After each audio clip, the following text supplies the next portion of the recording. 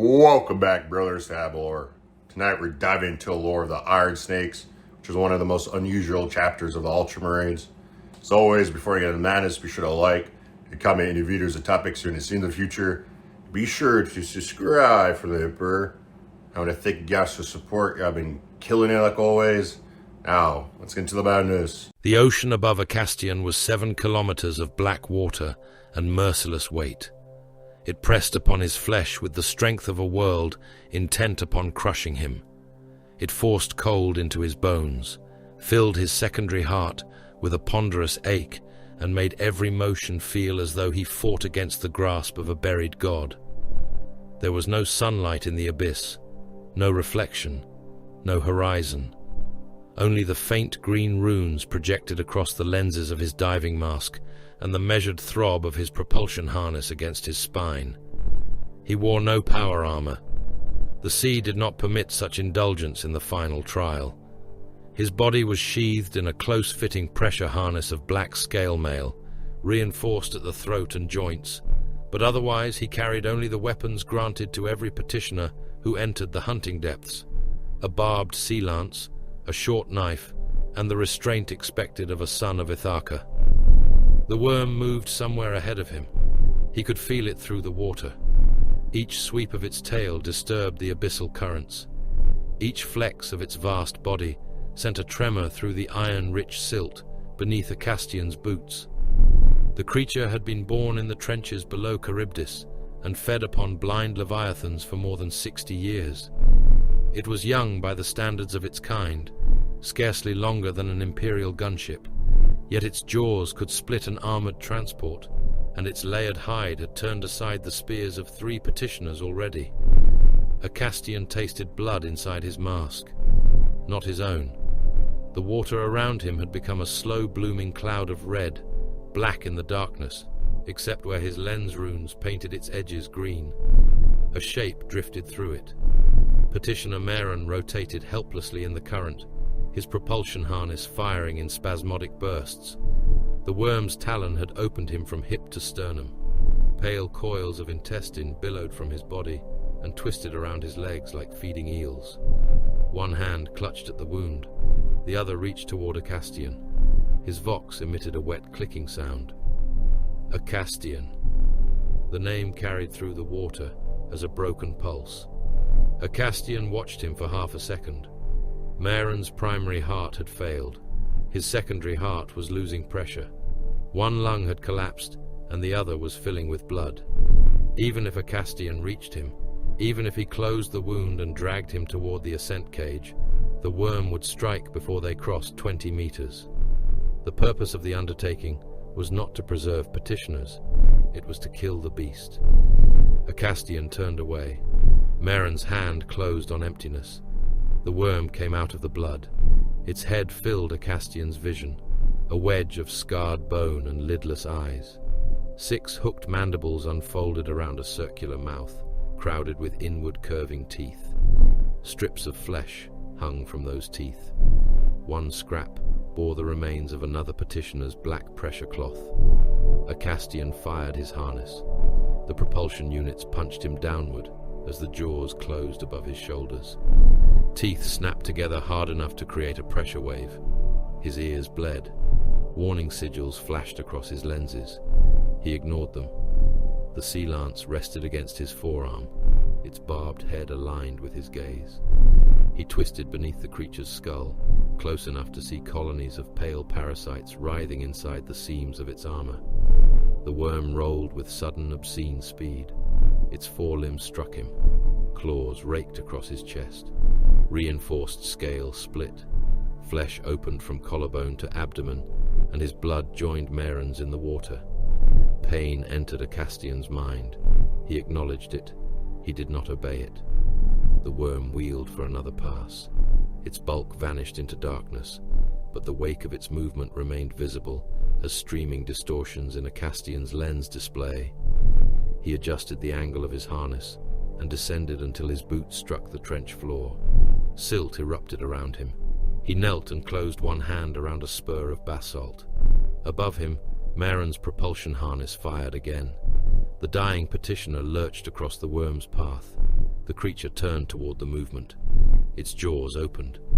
Marin managed one final sound over the vox. It might have been a prayer. It might have been a Castian's name again. The worm swallowed him to the waist. Its teeth met. Marin came apart. His lower body tumbled through the water while the upper half vanished between the jaws. Vertebrae torn. Muscle and loops of bowel spun into the dark. The worm shook its head, worrying at the remains, and the motion exposed the pale flesh beneath its lower palate. A Castian released the basalt. He fired every remaining charge in his propulsion harness. He rose through the cloud of blood and ruin like a launched spear. The worm sensed him too late. A Castian drove the sea lance upward with both hands. The barbed head entered behind the lowest mandible, tore through the soft tissue of the mouth, and buried itself deep inside the skull. The impact wrenched his shoulders. The shaft bowed. The worm convulsed. Its jaws opened wide enough for a Castian to see Marin's crushed torso lodged behind its teeth. He thrust again. The lance pierced the creature's brain. The sea became violence. The worm thrashed against the trench floor, gouging furrows through stone. Its tail struck a Castian and hurled him across the seabed. He felt ribs break. His knife tore free from its sheath and disappeared. The dying beast rolled through the silt, mouth opening and closing, while grey matter leaked from the wound around the spearhead. A Castian recovered his footing. The worm's movements weakened. Its great body folded upon itself. Its jaw struck the seabed. One lidless eye stared at a Castian, and the light within it dimmed. Silence returned to the trench. A Castian placed one foot against the creature's mouth and tore the sea lance free. Fragments of bone and brain drifted from the barbs. He looked toward the remains of Marin. There was nothing to recover except the severed lower body, already sinking into the silt. A Castian raised the lance. The observation servitors descended from the darkness above, their pale mechanical eyes recording the dead beast, the dead petitioner, and the warrior who remained. Only then did a Castian allow himself to breathe deeply. "Undertaking complete," he said. His voice was steady. The great halls of Charybdis were cut from moon rock and faced with bronze darkened by 10,000 years of smoke. Water ran through channels carved into the floor, brought from the oceans of Ithaca and kept in constant motion by pumps older than many imperial dynasties. The air smelled of salt, incense, sacred oils, and heated metal. A Castian stood upon a circular plate of black iron, while chapter serfs secured the final pieces of his battle plate.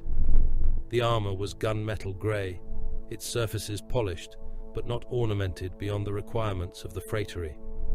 The left pauldron bore the coiled serpent of Ithaca. The right had been stripped clean. 4 serfs approached carrying the device that would mark his elevation. It was not a painter's stencil. It was an iron brand. The symbol of Kelios' squad had been formed upon its face, a spear descending through the open jaws of a sea beast. The brand glowed white from the forge. A serf pressed it against the bare ceramite of a Castian's right pauldron. Metal screamed. Molten sparks cascaded over his arm.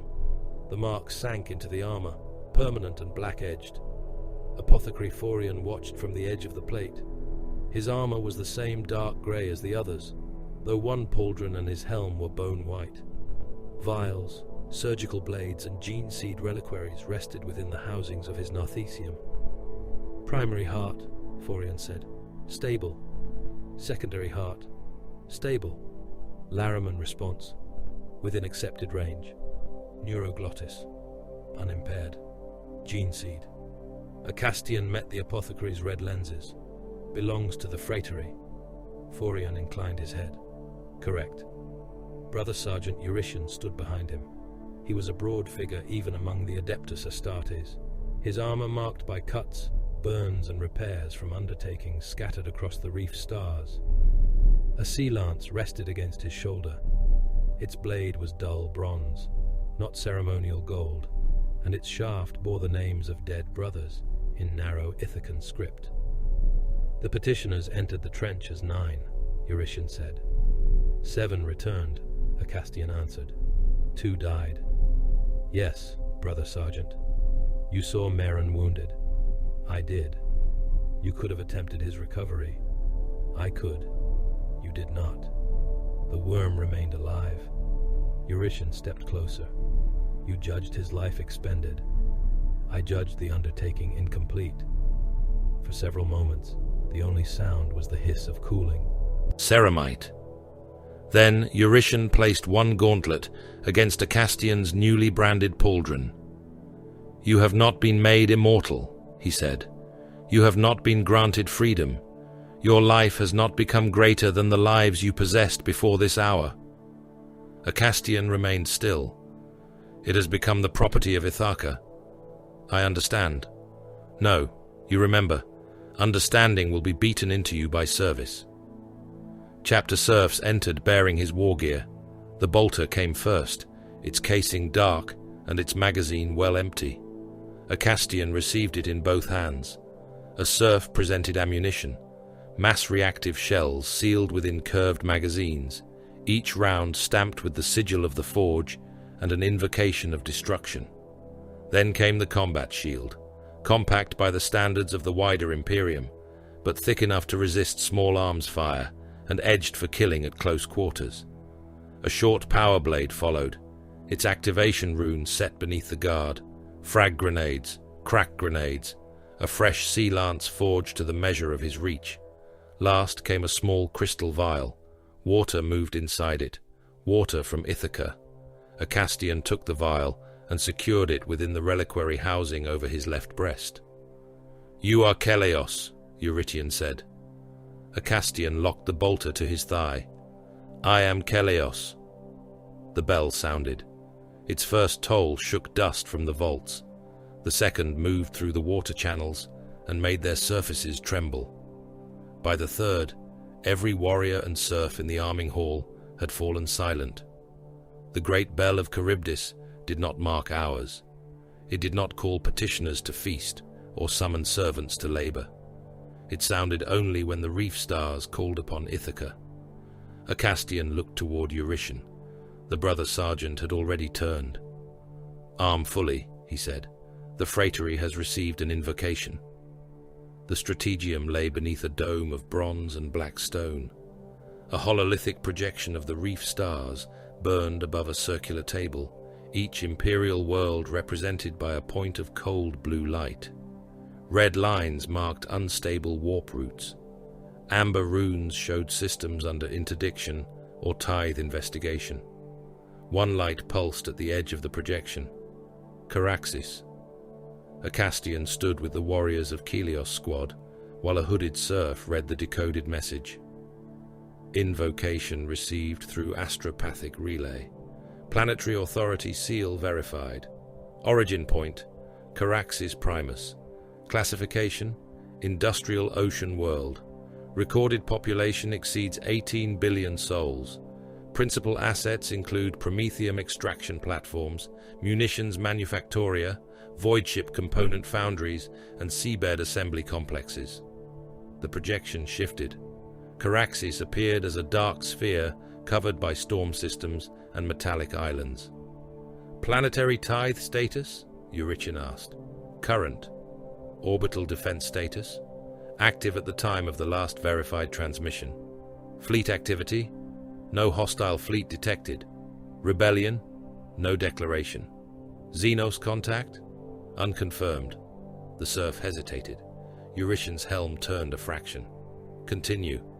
The astropath who transmitted the invocation expired during reception. His final words were repeated 3 times. The dead man's voice emerged from the strategium vox. It was thin, distorted, and wet with terror. The depths opened. Static followed.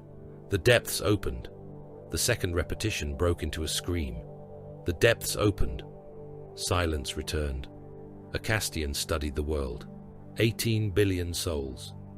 The number held no emotional weight. Populations were not faces. They were labor, production, tithe strength, military potential, and the raw substance from which the Imperium maintained its wars. Caraxis supplied munitions to 3 neighboring sectors. Its void foundries produced drive housings for escort vessels. Its oceans yielded enough promethium to sustain armored regiments across a dozen fronts. Its loss would not end one war. It would weaken many. Eurytion reached into the bronze kylix at the center of the strategium. Squad tokens rested inside it, each one engraved with a name carried across centuries. He took the token of Kelios. No other squad commander moved. This was not yet a war. It was an undertaking. Eurytion placed the token upon the table. "Keleos is nearest," he said. "Keleos answers." The squad stood in silence. Eurytion looked to Acastian. "You will go." There was no pride in Acastian's answer, no surprise. "Yes, brother sergeant." The order did not insult him. It did not diminish the world's plea. The reef stars held hundreds of systems and uncounted settlements. The iron snakes could not answer every cry with a battle company, nor did most cries deserve one. Mortals magnified fear. Governors mistook disorder for apocalypse. Commanders concealed incompetence beneath claims of impossible opposition. Priests saw demons in industrial accidents. Merchants named pirates an invasion fleet when profits began to burn. Often, one space marine was enough to find the truth, enough to restore a failing defense, enough to kill the man whose cowardice had infected a world. Eurytion walked with Acastian toward the launch vault. "You will assess before you strike," he said. "Yes." "You will not mistake secrecy for strength." "No." "You will not mistake suffering for strategic importance." "No." "If the world has exaggerated its terror, you will correct those responsible." "Yes." "If its commanders have become cowards, you will replace them." "Yes." "If one throat must be cut to restore obedience, you will cut it." "Yes." They stopped before the armored hatch of the rapid cutter. Eurytion faced him. "And if the threat exceeds one brother? I will summon Keleos. You will not delay out of vanity." "No." "You will not call because the world is unpleasant." "No." "The Imperium is unpleasant." "Yes, brother sergeant." "Caraxis may be worse." Acastian secured his helm. The seals locked with a hiss. "Then I will measure how much worse." The bronze current was a blade-shaped cutter, built for speed rather than endurance. Its interior held little beyond a compact armory, translation restraints, and a shrine alcove containing a bronze serpent wrapped around a black spear. 3 chapter serfs accompanied him. They spoke only when required. One tended the cutter's engines, one maintained the weapons, and one served as signals adept. The pilot had once been human, but little remained beyond a torso sealed inside a brass cradle and a skull pierced by navigation cables. The vessel carried enough ammunition for a short undertaking. Acastian noted the fact without concern. During the warp passage, he studied Caraxis. He absorbed refinery diagrams, population distribution charts, defense grid schematics, and records of planetary command. Hive platforms rose from the oceans on foundation pylons larger than mountain ranges. Forge islands blackened the atmosphere with ceaseless production. Beneath the waves, Manufactoria assembled shells, mines, and ship components under pressures that would pulp an unmodified man. Governor Helican Vare had ruled for 37 years. Tithes had remained efficient. Civil unrest remained within accepted limits. No major Xenos attack had been recorded for more than 2 centuries. The data was orderly. Acastian distrusted it. The bronze current translated at the edge of the Caraxis system. The world appeared intact. Orbital yards remained illuminated. Defense monitors challenged the cutter and accepted its authority codes. Cargo traffic continued between stations. Planetary beacons transmitted devotional hymns and production reports. Then the signal's serf spoke. "Contact, starboard void." Acastian turned toward the viewing port. Bodies drifted beyond the sanctioned traffic lanes. Thousands of them. They had frozen before decomposition could begin. Men in factory smocks, Naval uniforms, priestly vestments, and civilian pressure suits rotated slowly among shards of wreckage. The cutter passed close to one corpse. The man had been flensed from throat to groin. His chest and abdomen hung open, ribs spread with surgical precision. The organs were missing. Behind one ear was a triangular incision, plugged with dark synthetic flesh. Every visible body bore the same wound. The planetary vox chimed. "This is Governor Helican Vare, to the honored representative of the Adeptus Astartes. Be advised, atmospheric instability has rendered immediate descent hazardous. We request that you remain in orbit until the storm front has passed." Acastian watched another mutilated corpse strike the cutter's hull and tumble away. "Governor," he said, "weather cannot deny an Adeptus Astartes." "My lord, the risk to your vessel is mine. Our defense command strongly recommends." Acastian transmitted his authority seal. The governor fell silent. "Every minute of obstruction," Acastian said, "will be measured against your loyalty." The landing clearance arrived. The bronze current descended. Poisoned clouds swallowed the vessel. Lightning crawled across the hull. Warning runes flickered as turbulence hammered the cutter from side to side. Through breaks in the storm, Acastian saw the hive platforms. Several were burning. Columns of orange flame climbed from districts officially recorded as secure. Entire habitation towers had collapsed into the ocean.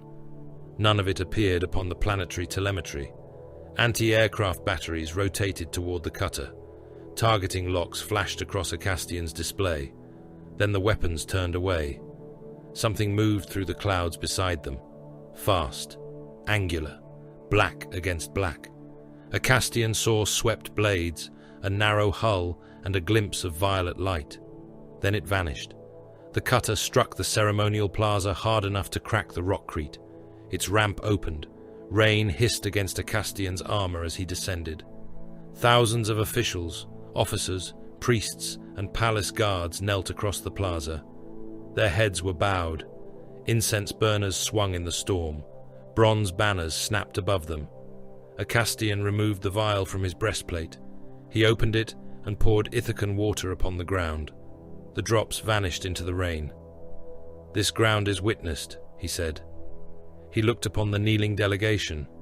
Autosenses magnified faces, body heat, pulse rhythms, and minute muscular movements. Every man nearest the landing zone bore a patch of synthetic flesh behind his ear. Triangular, identical. Acastian returned the vial to its housing. His bolter came into his hands. The welcoming officials looked up. "Seal the plaza," he ordered. "No man leaves alive until I permit it." The plaza gates closed with the sound of fortress walls meeting. Bronze shutters descended across the processional arches. Armored doors sealed the vehicle tunnels. Planetary Defense Force troopers moved beneath the rain, boots striking the rockcrete in broken rhythm as they formed firing lines around the kneeling court. Acastian watched them obey, too slowly. A mortal officer shouted contradictory orders near the western colonnade. Two squads turned toward the palace, while another continued covering the officials. The confusion lasted only seconds, but seconds were sufficient for men to die and worlds to fall. "Captain," Acastian said. The officer looked up at him. "My lord?" "Your men are watching me." The captain swallowed. "They are awaiting instruction." "They have instruction. Watch the prisoners." The captain turned and bellowed until the rifles faced inward. Rain streamed over Acastian's gunmetal armor. His bolter remained level with the court. Hundreds of men knelt before him in robes, uniforms, and ceremonial carapace. Incense thinned beneath the downpour, leaving only the smells of wet stone, machine oil, and human fear. Governor Helican Vare stood among them. He had not knelt. His robes were white and crimson, heavy with golden seals of office. A mechanical halo rose behind his shoulders, projecting devotional script into the rain. His face was powdered, smooth and carefully arranged, but the muscles around his mouth trembled. "My lord Astartes," Vare said, This display is unnecessary. A Castian walked toward him. Each step struck the plaza like a hammer. Your welcome delegation bears identical wounds. The governor glanced toward the nearest ministers. Preventive surgery, a response to an epidemic within the lower habitation stacks. What epidemic? The Medici prefect can provide a full account. A Castian turned his helm. The Medici prefect lowered his eyes. The flesh patch behind his ear was newer than the others. Stand, a Castian said. The man attempted to rise. His legs failed beneath him. A Castian seized him by the throat and lifted him from the ground. The prefect clawed at the gauntlet around his neck. Jeweled rings scraped against ceramite. His pulse hammered beneath a Castian's fingers. Sweat and narcotic perfume seeped through his robes. Remove the patch, a Castian said. The prefect stared at him. My lord, the seal is sterile. If it is breached... A Castian pinched the edge of the synthetic flesh. The patch came away with a soft tearing sound. The device beneath it was black, triangular, and embedded in the bone behind the man's ear. Hair-thin tendrils disappeared into the skull. Its surface flexed as though breathing. The prefect screamed. His body bent backward with enough force to crack his spine. Every muscle locked at once. His jaw clenched until teeth shattered. Blood ran from his nose, eyes and ears. The device pulsed. A Castian's auto-senses registered a burst of energy moving through the implant and into the man's nervous system. Not a medical instrument. A pain engine made small enough to hide within a skull. The prefect's scream rose in pitch. His fingers twisted until the knuckles dislocated. One eye ruptured beneath the pressure of the convulsion, spilling clear fluid down his cheek. Interrogation chamber, Governor Vare said quickly. My lord, we can restrain him. We can discover who placed it there. The implant pulsed again. The prefect's back broke. His heels hammered against the rockcrete. A Castian slammed him face first into the plaza. Bone cracked. He lifted the man and struck him down again. The skull opened against the marble in a wet red fracture. A third impact reduced the face to splintered bone and pulp. The screaming stopped. A Castian released the corpse. Separate every official, he said. Search the skull, spine and abdominal cavity. Any resistance is guilt. The court erupted into pleas. PDF troopers dragged ministers apart. Priests invoked the emperor. Administratum adepts protested the sanctity of their offices. One noble attempted to flee and reached the base of a statue before a heavy stub around removed most of his pelvis. He fell screaming, intestines spilling between his legs. A Castian looked at Governor Vare. You will speak now. The governor's composure had begun to fracture. There were raids, he said. How many? A handful. How many? Several coastal districts were struck, minor settlements, refinery labor colonies. By whom? Vare hesitated. Primals. The local word for the raiders of Comarach, a name spoken in the reef stars, as though naming them too clearly might invite their return. They came without warning, Vare continued. They took workers, damaged infrastructure, and withdrew. Our defense forces repelled them. A Castian listened to the man's heartbeat. It accelerated whenever he mentioned withdrawal. It accelerated further when he spoke of the planetary defenses. Which units repelled them? The coastal regiments. Designations. Vare named 3. A Castian's tactical display compared the answer with the planetary records he had studied aboard the Bronze Current. 2 of the regiments had been disbanded decades earlier. The 3rd was assigned to the orbital yards. The governor smelled of expensive stimulants and masking oils. His pupils were constricted. His breathing was shallow despite the cold. Behind him stood 12 members of the gubernatorial honor guard. Their polished armor concealed recent damage. A Castian's lenses magnified cuts around their wrists, bruising beneath their jawlines and raw flesh where restraint collars had been removed. One guard shifted his weight, as though a wound beneath his breastplate had reopened. They had not defended the governor. They had been bound, released, returned to their posts. The administration was not merely frightened, it had been trained. "You lied before I landed," Acastian said. Vare's mouth opened. "You lied about the fires beneath the storm. You lied about the orbital dead. You lied about your regiments. You ordered my vessel to remain above the world while your enemies moved through your capital. My lord, I was attempting to avoid panic. Panic already governs you." Acastian stepped close enough that the governor's halo projected scripture across his breastplate. "Take me to your court." The palace rose above the plaza in tiers of black stone, brass colonnades, and armored glass. Statues of forgotten commanders watched from the walls, their swords pointed toward a heaven none had reached. Inside, the corridors had been scrubbed, too thoroughly. Chemical cleansers failed to conceal blood within the joints of the floor. Incense could not bury the scent of burned flesh. Bolter scoring marked one vaulted ceiling, though no engagement appeared in the official reports. Acastian walked without speaking, while Governor Vare and a diminished escort followed. Beyond the palace windows, Caraxes displayed the order of a strangled man. The streets were empty except for patrols, execution details, and corpse reclamation vehicles. Servo skulls drifted above intersections, their speakers reciting prayers of obedience. "Blessed is the burden borne without question." A firing squad discharged below. "Blessed is the tongue that speaks only sanctioned truth." A body fell from an execution platform. "Blessed is the hand that labors until death." A reclamation vehicle stopped beside the corpses. Servitor arms unfolded, seized the dead by their limbs, and threw them into a grinding compartment. Blood ran from vents beneath the vehicle as it moved toward the next square. Acastian accessed municipal traffic records through the palace noosphere. 6 habitation districts had been emptied in the previous month. 9 transit tunnels were sealed by gubernatorial decree. 4 million workers had been reassigned to Manufactoria without registered locations. Their ration allotments continued. Their oxygen allotments continued. They existed in the ledgers, not in the city. "Where are they?" Acastian asked. Vare looked toward the same window.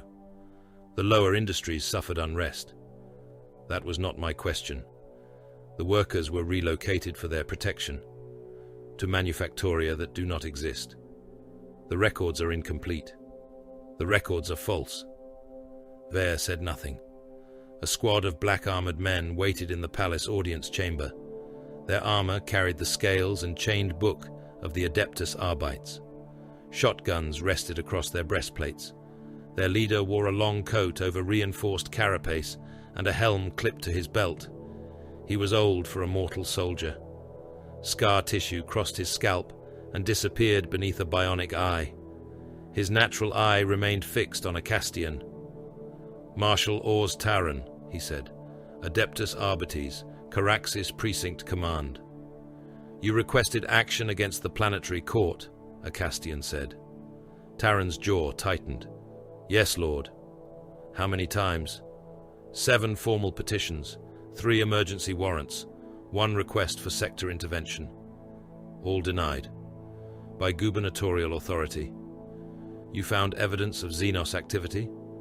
"Disappearances, sealed freight convoys, unsanctioned power consumption beneath the capital, witness statements describing black armored figures inside restricted levels." "And you obeyed the denials?" Taran's natural eye narrowed. "I lacked sufficient force to seize the palace." "You had sufficient force to write petitions." Acastian moved past him. The audience chamber doors closed. Officials were brought inside one by one. Medicae servitors scanned their skulls. Those carrying implants were forced to one side beneath Arbite's weapons. Taran's deputy was among them. Deputy Marshal Cord had a broad face and a strip of devotional parchment fixed to his armor. He had passed through the initial scan without warning. Acastian looked at him. "Remove your helm." Cord obeyed. No patch marked the skin behind his ear. "Open your mouth." The deputy hesitated. Taran turned toward him. "Cord." The man's jaw opened. Acastian saw the filament beneath the tongue. He seized Cord's chin and forced his head backward. A triangular shape pressed against the flesh beneath the jaw, concealed between muscle and bone. Taran's hand moved toward his pistol. "Cord," he whispered. The deputy stared at him. "I did not have a choice." Acastian released him. "Marshal, execute your deputy." Taran looked from Acastian to Cord. "No interrogation? Execute him." "My lord, he knows their routes, their numbers. He knows what they permitted him to know." Cord took one step backward. Taran drew his pistol. The muzzle stopped short of alignment. 1 second passed, then another. Acastian's voice filled the chamber. "Hesitation in the presence of corruption is participation." The pistol fired. The round entered Cord's forehead. His cranial implant detonated before the body struck the floor. The back of his skull burst outward. Bone fragments crossed, the chamber like shrapnel. One struck an arbitrator in the cheek and tore through his mouth. Another buried itself in Governor Vere's robe. Grey matter and blood covered Taran's face. He did not wipe them away. Acastian looked down at the corpse. "Your evidence is confirmed." Taran lowered his weapon. "Yes, Lord. Next time, do not wait for permission." The records were opened under threat of execution.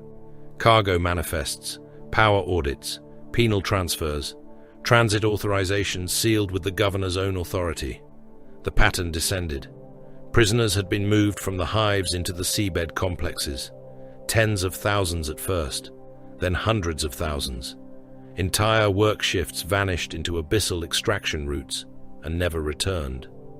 A Mechanicus adept projected the power distribution map. One region glowed beneath the capital's ocean shelf. "Designation," Acastian said. "Trench Theta," the adept answered. "Former deep resource extraction station. Official status, abandoned." "How long?" 64 standard years. "Power consumption." The adept's mechadendrites trembled, greater than the capital hive. Silence spread across the chamber. Governor Vere stared at the map as though seeing it for the first time. Acastian knew that was another lie. Before descending to the trench, he inspected the nearest sealed district. The barricade crossed a transit avenue wide enough for armored companies. Welded plates covered the gates. Heavy stubbers occupied firing galleries above them. The air smelled of sewage, decay, and cooking meat. Hands reached through gaps in the metal. Thin hands, human hands. "Food," voices cried from beyond the barrier. "Mercy, in the Emperor's name." A PDF colonel waited beside the control station. "How long have they been confined?" Acastian asked. 23 days. "Rations?" "Suspended by gubernatorial order." "Reason?" "Containment of sedition." Acastian tore one armor plate away from an inspection slit. The street beyond was filled with bodies. Thousands lived among them. Some were little more than skin stretched over bone. Others crouched around fires made from furniture and devotional books. Meat roasted over several flames. Acastian magnified the nearest piece. Human forearm. A man rushed toward the opening. "Please," he screamed. "They came from below. Black armor. Hooks. They took the children first." More figures surged behind him. Acastian replaced the plate. "Open the district," Taran said. "We can screen them outside." "No. They are starving. They may be implanted. We have Medici scanners. You will scan every survivor before release. That will take hours. Then the gate remains closed for hours." The trapped population heard him. Their pleas became fury. Bodies slammed against the barricade. Metal buckled. Hands forced through the seams. Acastian turned to the heavy stubber crews. "Fire if the gate fails." The colonel stared at him. "My lord?" "You heard." The gate split along one weld. People poured through. The heavy stubbers opened fire. Rounds tore the first ranks apart. Bodies burst under the impacts, limbs cartwheeling into the crowd. A man lost his head and continued running for 2 steps before collapsing. Another was cut through the abdomen. his lower half trampled, while his torso crawled forward through ropes of intestine. The survivors recoiled. Then darkness opened above them. A slit of violet light appeared in the air. Black-armored figures dropped from it. Splinter weapons whispered. The PDF colonel convulsed beside a Castian. Barbed shards entered his throat and chest. His muscles contracted so violently that his ribs broke through his skin. His jaw tore from one hinge as he screamed. More portals opened along the avenue. Primules descended through the rain. Their armor was bladed obsidian. Their helms displayed cruel, expressionless faces. They fired into soldiers and refugees alike, each splinter carrying toxins fashioned to turn the body against itself. Men ruptured from within. Arms twisted backward until bones emerged. Spines bowed and snapped. Bellies swelled before bursting in showers of blood and half-digested flesh. A Castian raised his combat shield. Splinters struck it in a black storm. Several punched through the rim and entered his pauldron. One found the seal beneath his left arm. Toxins burned into his blood. His armor injected counter-agents. He advanced. The first bolter shot struck a raider beneath the breastplate. The mass-reactive shell penetrated, then detonated inside the torso. The Xenos came apart at the waist. A Castian fired again. A helm vanished in a burst of bone and dark blood. The Primules moved with unnatural speed, leaping across walls and ruined vehicles. Their weapons found joints, throats, and eyes. Arbites fell around Taran, screaming as poison transformed their muscles into knots of tearing flesh. A Castian denied the raiders space. He drove forward behind the shield, each bolter discharge measured. One shell entered a warrior's pelvis and exploded, scattering both legs. Another burst inside a chest and hurled fragments of rib through the raider behind it. A Primus vaulted over the shield. A Castian caught the Xenos by the ankle. He smashed it into the ground. The body struck hard enough to burst its spine through its armor. Before it could rise, a Castian stamped upon its abdomen. Organs erupted from the joints of the black plates. The survivors retreated toward the portal. A Castian threw his sea lance. The weapon crossed the avenue and entered the last raider beneath the shoulder. Its barbed head drove through the thorax and pinned the Xenos to the barricade. The portal closed. The captured Primus writhed against the lance. Taran approached with 3 surviving arbitrators. "Do not touch it," a Castian said. The Xenos laughed. Blood ran between the teeth of its helm. "So solemn," it whispered. "So certain." A Castian gripped the lance shaft and twisted. The Primus shuddered. "You opened Trench Theta. We opened many things. Why?" The laughter continued. "This world believes itself precious." A Castian twisted again. Armor split. The barbs tore deeper into the creature's chest. "It is not the prize," the Primus said. "It is bait." "For whom?" "For hunger."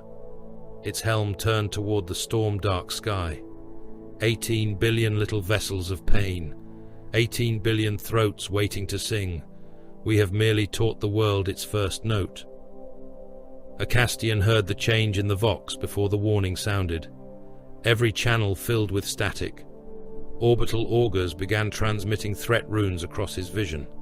Contacts appeared beyond the system's gas giant. Hundreds. Thousands. Crude vessels emerged from concealment, their engines burning so fiercely that the outer dark became a second sunrise. A distorted voice crashed across every Vox speaker on Caraxis. It roared with laughter, engine noise, and the chanting of uncounted throats. "Listen up, Humies. Grud Skulltide is coming. I'm gonna crack your world, drink your oceans, and drown the lot of you in bodies." The transmission ended beneath a single word shouted by millions. "Wah!" The word of the greenskin rolled across Caraxis until the world began to tear itself apart. Factories stopped. Transit lines failed beneath the weight of fleeing crowds. Pilgrims trampled one another on cathedral steps, while priests screamed contradictory absolutions through overloaded voxcasters. In the orbital yards, cargo crews abandoned their stations and attempted to seize any vessel with a functioning drive. 2 defense monitors broke formation without authorization. One was destroyed by its own squadron. The other fled toward the system's outer dark with 3,000 naval personnel aboard. Hive platform Damaris extinguished its beacon. Hive platform Orison followed. Then Carthax severed every noospheric link to the capital and transmitted a final declaration claiming that isolation was necessary to preserve its population from contamination. Governor Helican Vare demanded extraction. He stood beneath the tactical hololith in the Palace Strategium, his ceremonial robes replaced by a void suit of crimson silk and gilded pressure seals. Servitors loaded reliquaries. "You cannot intend to remain," Vare said. "The planetary command structure must be preserved." Acastian watched threat runes multiply across the system display. The Orc fleet burned behind the gas giant. Thousands of vessels gathered around the crude mass of the Warboss's command hulk. Their course was not yet direct. Smaller craft moved ahead, testing the system's minefields and defense stations. The main body remained days from effective bombardment range. Caraxes had time. Not much. Enough. "The command structure is diseased," Acastian said. Vare's face tightened. "My bloodline has governed this world for 11 generations. Then 11 generations have culminated in failure. I am the lawful voice of the Senatorum Imperialis upon Caraxes. You are a prisoner." The governor glanced at the palace guards. None moved. Acastian opened the planetary command vox. His voice entered every functioning military channel, every civil defense station, and every execution square upon Caraxes. "This is Brother Acastian of the Iron Snakes. By the authority of the Emperor of Mankind, and under the ancient compact binding Caraxes to the Phratery of Ithaca, planetary martial law is declared." The Strategium officers froze at their stations. "All void-capable craft are grounded. Any vessel launching without my sanction will be destroyed. Every astropath is to be placed under armed guard. Every execution square will become a muster station. Every able-bodied man will report for levy, fortification labor, or corpse reclamation." A general beside the hololith found enough courage to speak. "My lord, the execution squares lack supply infrastructure. They possess walls, firing platforms, and visible approaches. They were built for public discipline. They will continue to serve that purpose." Acastian transmitted the next orders. Orbital defense commanders were instructed to return to formation or be fired upon. Hive platforms that had severed communications were given 1 hour to restore contact. Planetary governors, hereditary lords, and industrial prefects were forbidden from leaving their assigned territories. Their families would remain within command bastions as guarantees of obedience. Vare stared at him. "You cannot threaten the families of the ruling houses." "I have done so. They will resist. Then their heirs will inherit early." The governor lowered his voice. "You have 1 cutter and a handful of serfs. I have your world." Acastian closed the channel. The threat display continued to grow. Kalios squad waited beyond the warp, within reach of summons. A single transmission would bring Sergeant Eurytion and the battle brothers of the squad toward Caraxes. Acastian did not send it. Taran stood at the edge of the hololith, blood from his deputy still dried across his jaw. "You believe one warrior can stop that fleet?" "No." The marshal studied him. "Then why have you not called your brothers?" "Because the fleet is not yet the immediate threat." Taran looked toward the red symbols representing the Wa. Acastian enlarged the capital hive. Black zones marked vanished populations, sealed tunnels, and missing power reserves.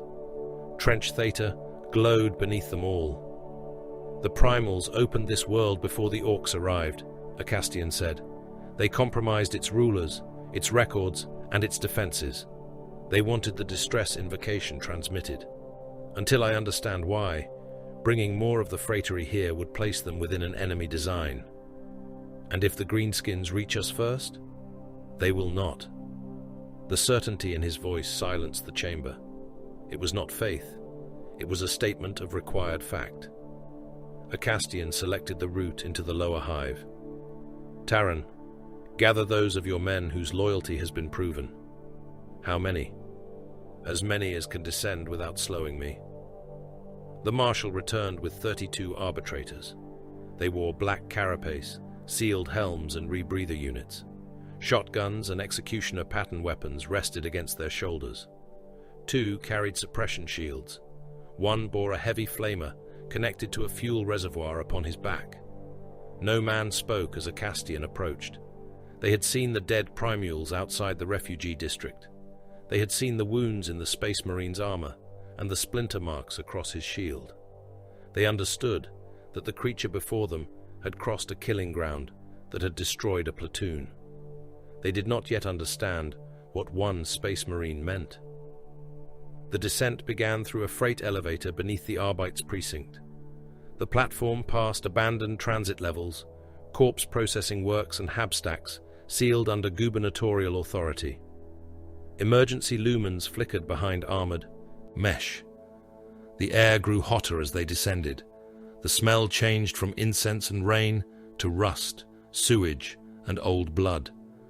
The elevator stopped 8 levels above the registered access to Trench Theta. Its doors opened upon darkness. A Castian stepped out first. His auto-senses mapped the corridor in pulses of green. Pipes covered the ceiling.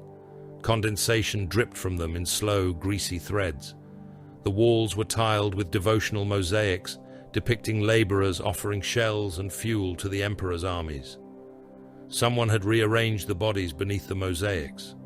Men had been nailed upright along the corridor at measured intervals. Their skin had been removed in narrow strips, exposing muscles without severing major arteries. Hooks kept their eyes open.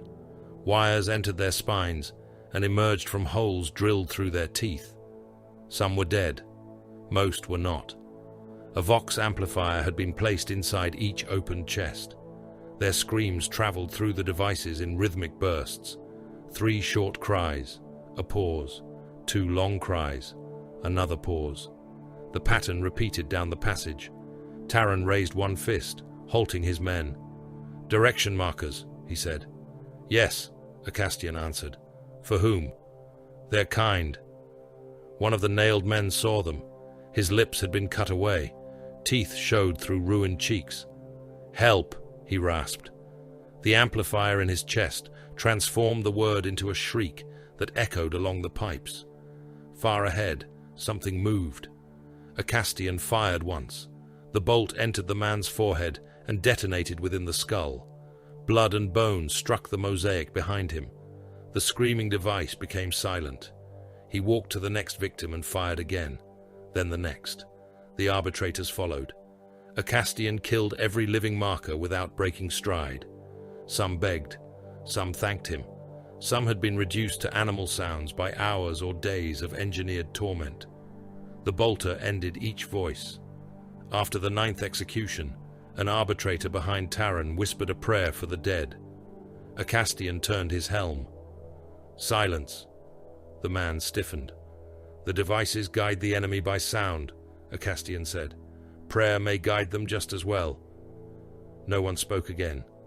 The corridor narrowed around a circular pressure door. Its locking mechanism had been cut apart, with tools that left no heat scarring.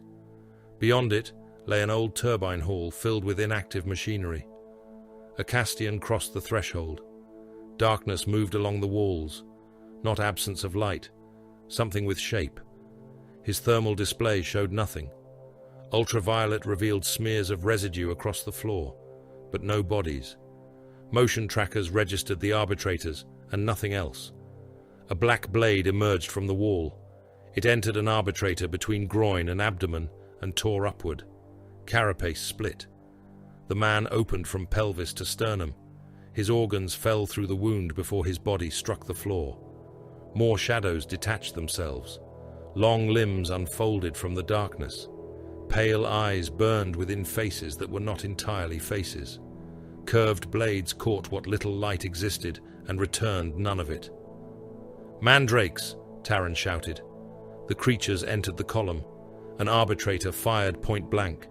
The shotgun blast passed through darkness and struck the wall. A blade removed his arm at the shoulder. Another opened his throat. The turbine hall filled with muzzle flashes. Each flash revealed a different shape. A Castian changed his autosense spectrum: thermal, ultraviolet, electromagnetic. The mandrakes flickered between realities, cold as the void one moment and visible as skeletal distortions the next. They moved through the spaces between the arbitrators. Taran struck one with his power maul. The weapon discharged against a shoulder and tore loose an arm. Black fluid sprayed from the wound, smoking where it touched the floor. The creature did not cry out. It drove a blade into Taran's breastplate. A Castian caught its wrist before the edge reached the marshal's heart. He crushed the limb. Bones collapsed inside cold flesh. A Castian pulled the mandrake close and fired his bolter beneath its jaw.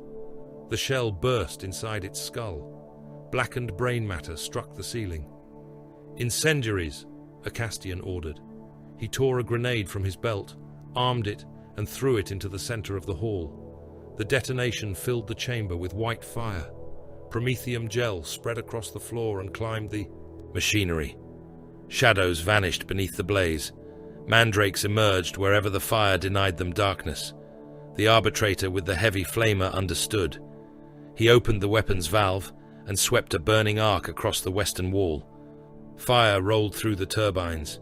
2 mandrakes appeared inside it, their skins splitting as unnatural heat consumed them. A Castian shot both.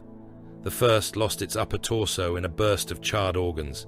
The second folded around a bolter impact that detonated through its spine. More came from the passage ahead. A Castian advanced to meet them. His ammunition counter fell. He fired until the creatures reached him, then mag-locked the bolter to his thigh and drew the short power blade. Blue energy crawled along its edge.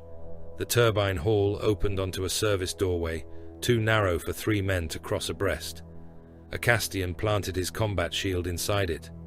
"Behind me," he said. The arbitrators formed around Taran. The mandrakes attacked. They came low, blades searching for the gaps beneath the shield. A Castian drove his power blade downward and split the first from collar to hip. The weapon cauterized nothing within the creature. Black organs spilled through the opening and writhed upon the floor. A second leapt over the shield. A Castian caught it upon the point of his sea lance. The barbed head entered the abdomen and emerged through the spine. He twisted, threw the impaled creature into the doorway, and used its body to obstruct those behind it. The passage became a slaughter mechanism. Shield, thrust, withdraw, kill. A Castian did not swing widely. He did not roar. He did not waste motion upon rage. The sea lance punctured throats, hearts, and skulls. The power blade removed hands reaching around the shield. When a mandrake tried to climb over the corpses, a Castian drove the shield's rim into its face until the head split. Bodies accumulated beneath him. Severed limbs clogged the doorway. Black blood made the floor slick.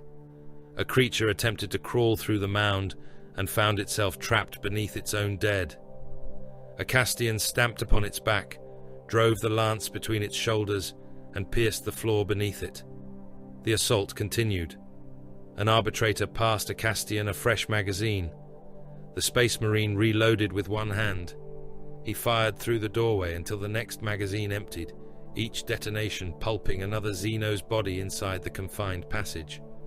Bone fragments and strips of burned flesh coated his shield.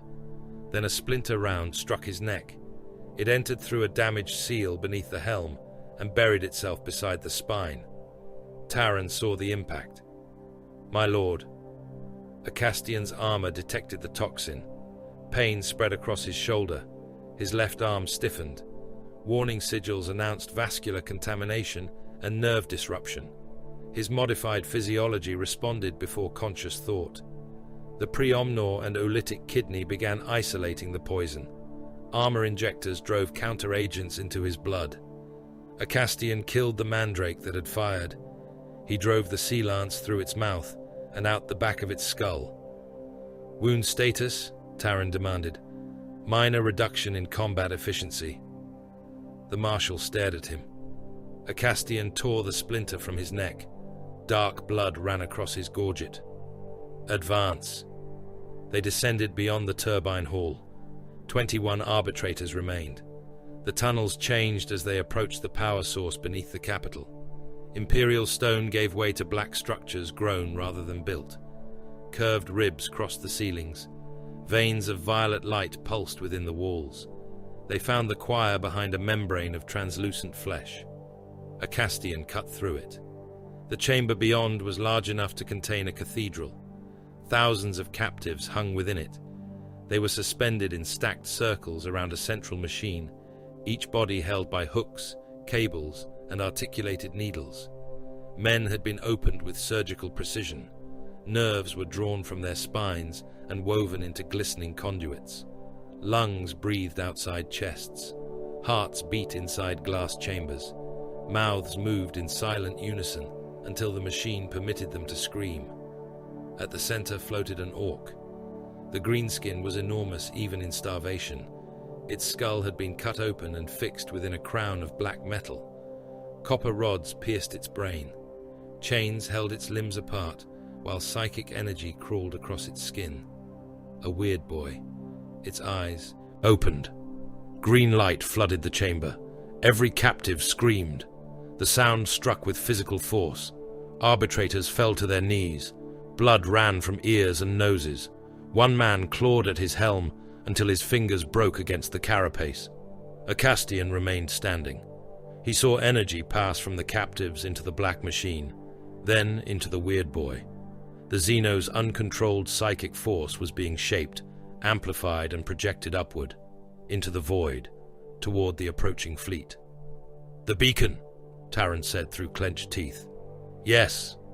A mechanical voice answered from a gantry above. "Designation confirmed. Agony transduction engine. Xenos construction. Composite origin. Drukhari architecture incorporating greenskin psychic tissue." A figure descended on spider-like limbs. Magos Keren 9 wore robes the color of dried blood, over a body reduced to brass, cable, and sanctified steel. His skull was enclosed behind a bronze mask. Incense leaked from vents along his spine. Taran raised his pistol. "Identify." Magos Explorator Keren 9, attached to Abyssal Infrastructure Oversight. Survival probability prior to your arrival measured below 1%. "You knew this was here?" Taran demanded. "I discovered it 31 hours ago.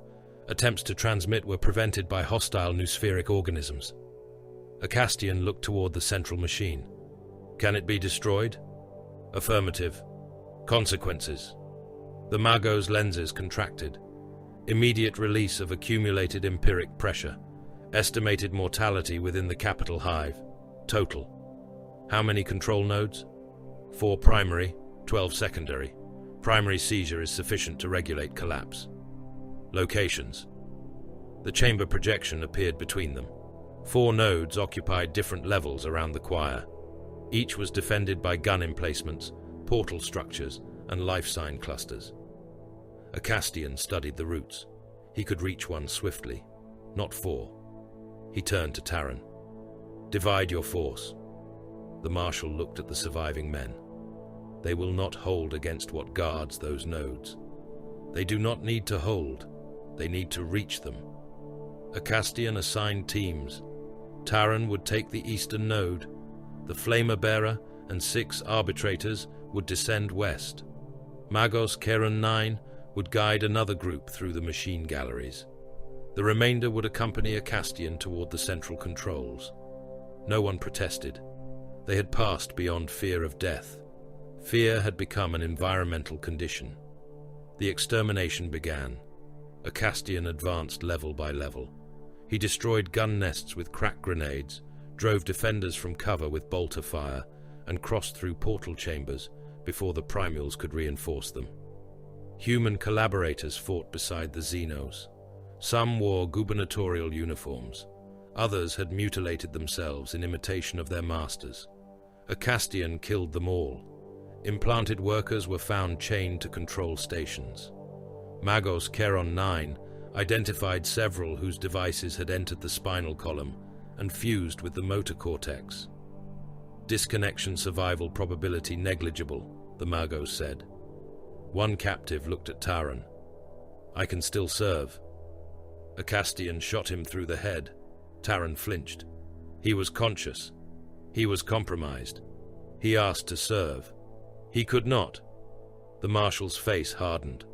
There may have been another way. A Castian reloaded. Saving a world is not the same as saving everyone standing upon it. The final corridor narrowed toward the central node. A Castian entered alone. The chamber was empty, except for a black throne and a hololithic projector. It activated as he approached.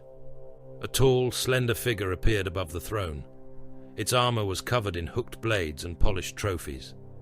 A pale face regarded Acastian with cultivated amusement. "Brother Acastian," the apparition said. The Space Marine raised his bolter. The Xenos smiled. "Keleos Squad, newly elevated, survivor of the trench hunt beneath Charybdis." The image changed. Black water surrounded Acastian. He saw himself without armor, sea lance in hand. He saw Meron torn open. He saw the juvenile worm take the dying petitioner between its jaws. No Imperial observer had recorded the hunt from that angle. The apparition leaned closer. "You chose the beast over your brother. Ithaca must be very proud." Acastian felt no anger, only recognition. The primals had not merely expected an iron snake. They had studied which one might come. The Archon's smile widened. "We rang the bell," Zalanth said, "and you answered exactly as we knew you would." Archon Zalanth's image fractured across the chamber. One moment the Primus stood tall above the black throne, every blade of his armor rendered in cruel detail. The next, his body dissolved into bands of violet static. His face returned in pieces, one eye suspended above an empty smile, his voice arriving from several directions at once. "You mistake attention for honor, Iron Snake." Acastian kept his bolter trained upon the projection. "You know my name. I know the rhythm of your hearts. I know the chemical taste of your gene seed. I know which scars your apothecaries praised and which failures your brothers did not speak of." The hololith showed the black ocean of Ithaca again. Acastian saw the sea worm twist through the abyss. He saw Myron reaching toward him with his entrails floating around his waist. He saw himself turn away. Zalanth's laughter was soft. "We have watched your chapter answer the little bells of the reef stars for longer than your mortal servants remember. A village screams, a governor petitions, a world kneels, and sometimes Ithaca sends one warrior." The image changed. Caraxes appeared beneath a storm of red runes. The Orc fleet burned at the system's edge. Black apertures opened across the planet's hive platforms. Lines of violet light connected them to the Pain Choir beneath the capital. "We did not call you here to conquer this world," Zalanth said. "Conquest is the ambition of creatures who require land. We require only suffering." The projection descended through the layers of Caraxes. Refugee districts, manufactoria, transit arteries, penal vaults, seabed works, millions of human life signs became points of pale light. The greenskins will break your defenses. They will grind your armies into meat and set your oceans aflame. Your people will flee into tunnels, bunkers and shelters, believing the darkness protects them. The points of light crowded together. Webway portals opened among them. And when panic has stripped away order, we will harvest what remains. Acastian studied the display. The Drukhari had not hidden the Orc approach. They had summoned it. The Pain Choir projected the Weird Boy's psychic signal into the void, turning agony into a beacon only the greenskins could feel. The fleet would follow it through storms, minefields and false navigation markers. While Caraxes spent its strength against the Wa, the primals would move behind the battle lines, taking prisoners from hospitals, shelters, and broken regiments.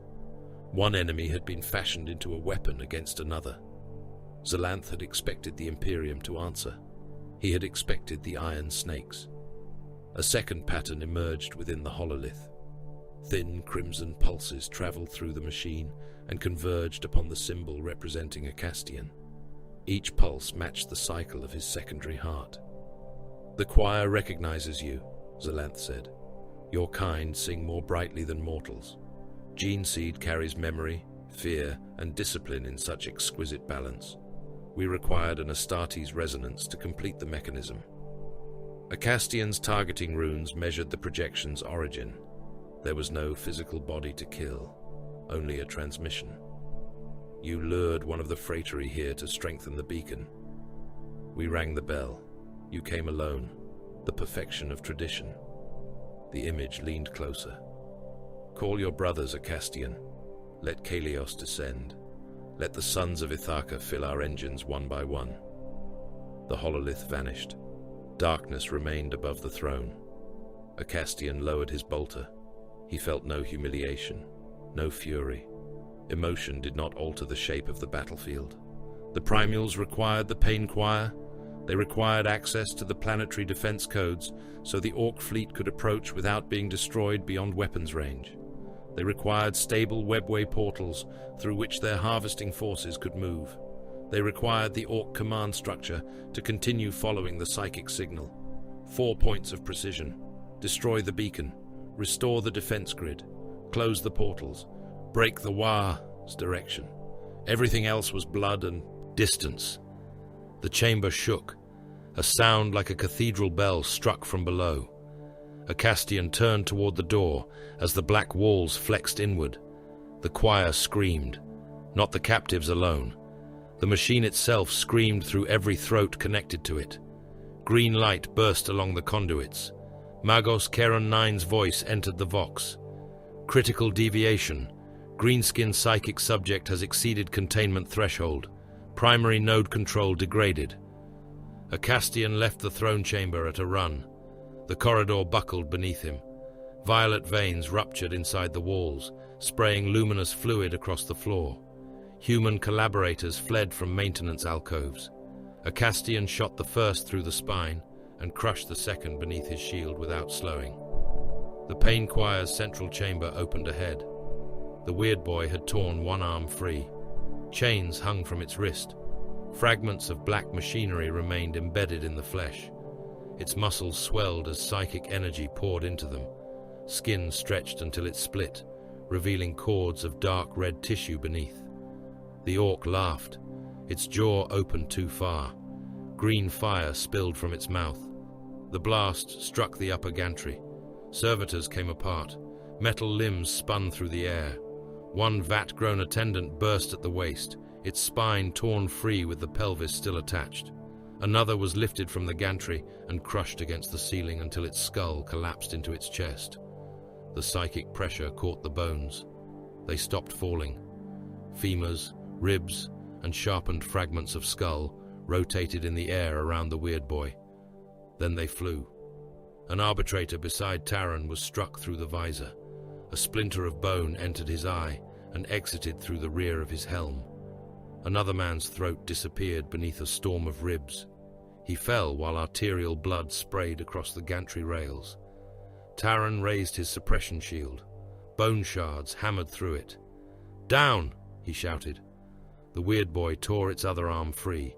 The psychic crown split apart. Copper rods ripped from the exposed brain, trailing green fire and wet strands of tissue. The Orc's eyes became blazing pits. "Dar voices," it roared. "Too many voices." It seized the chains attached to its legs and pulled. The anchors tore from the machine. Thousands of captives screamed as the choir's conduits tightened. Nerves ripped from opened spines. Hearts burst inside glass chambers. Lungs collapsed and filled with blood. The Weird Boy swelled with every death. Its shoulders broadened.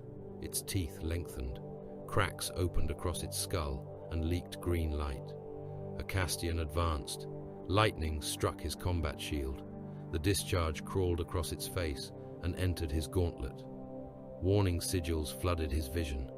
Sections of the shield's outer plating glowed white, softened and ran like wax. The psychic force drove him back one step, then another.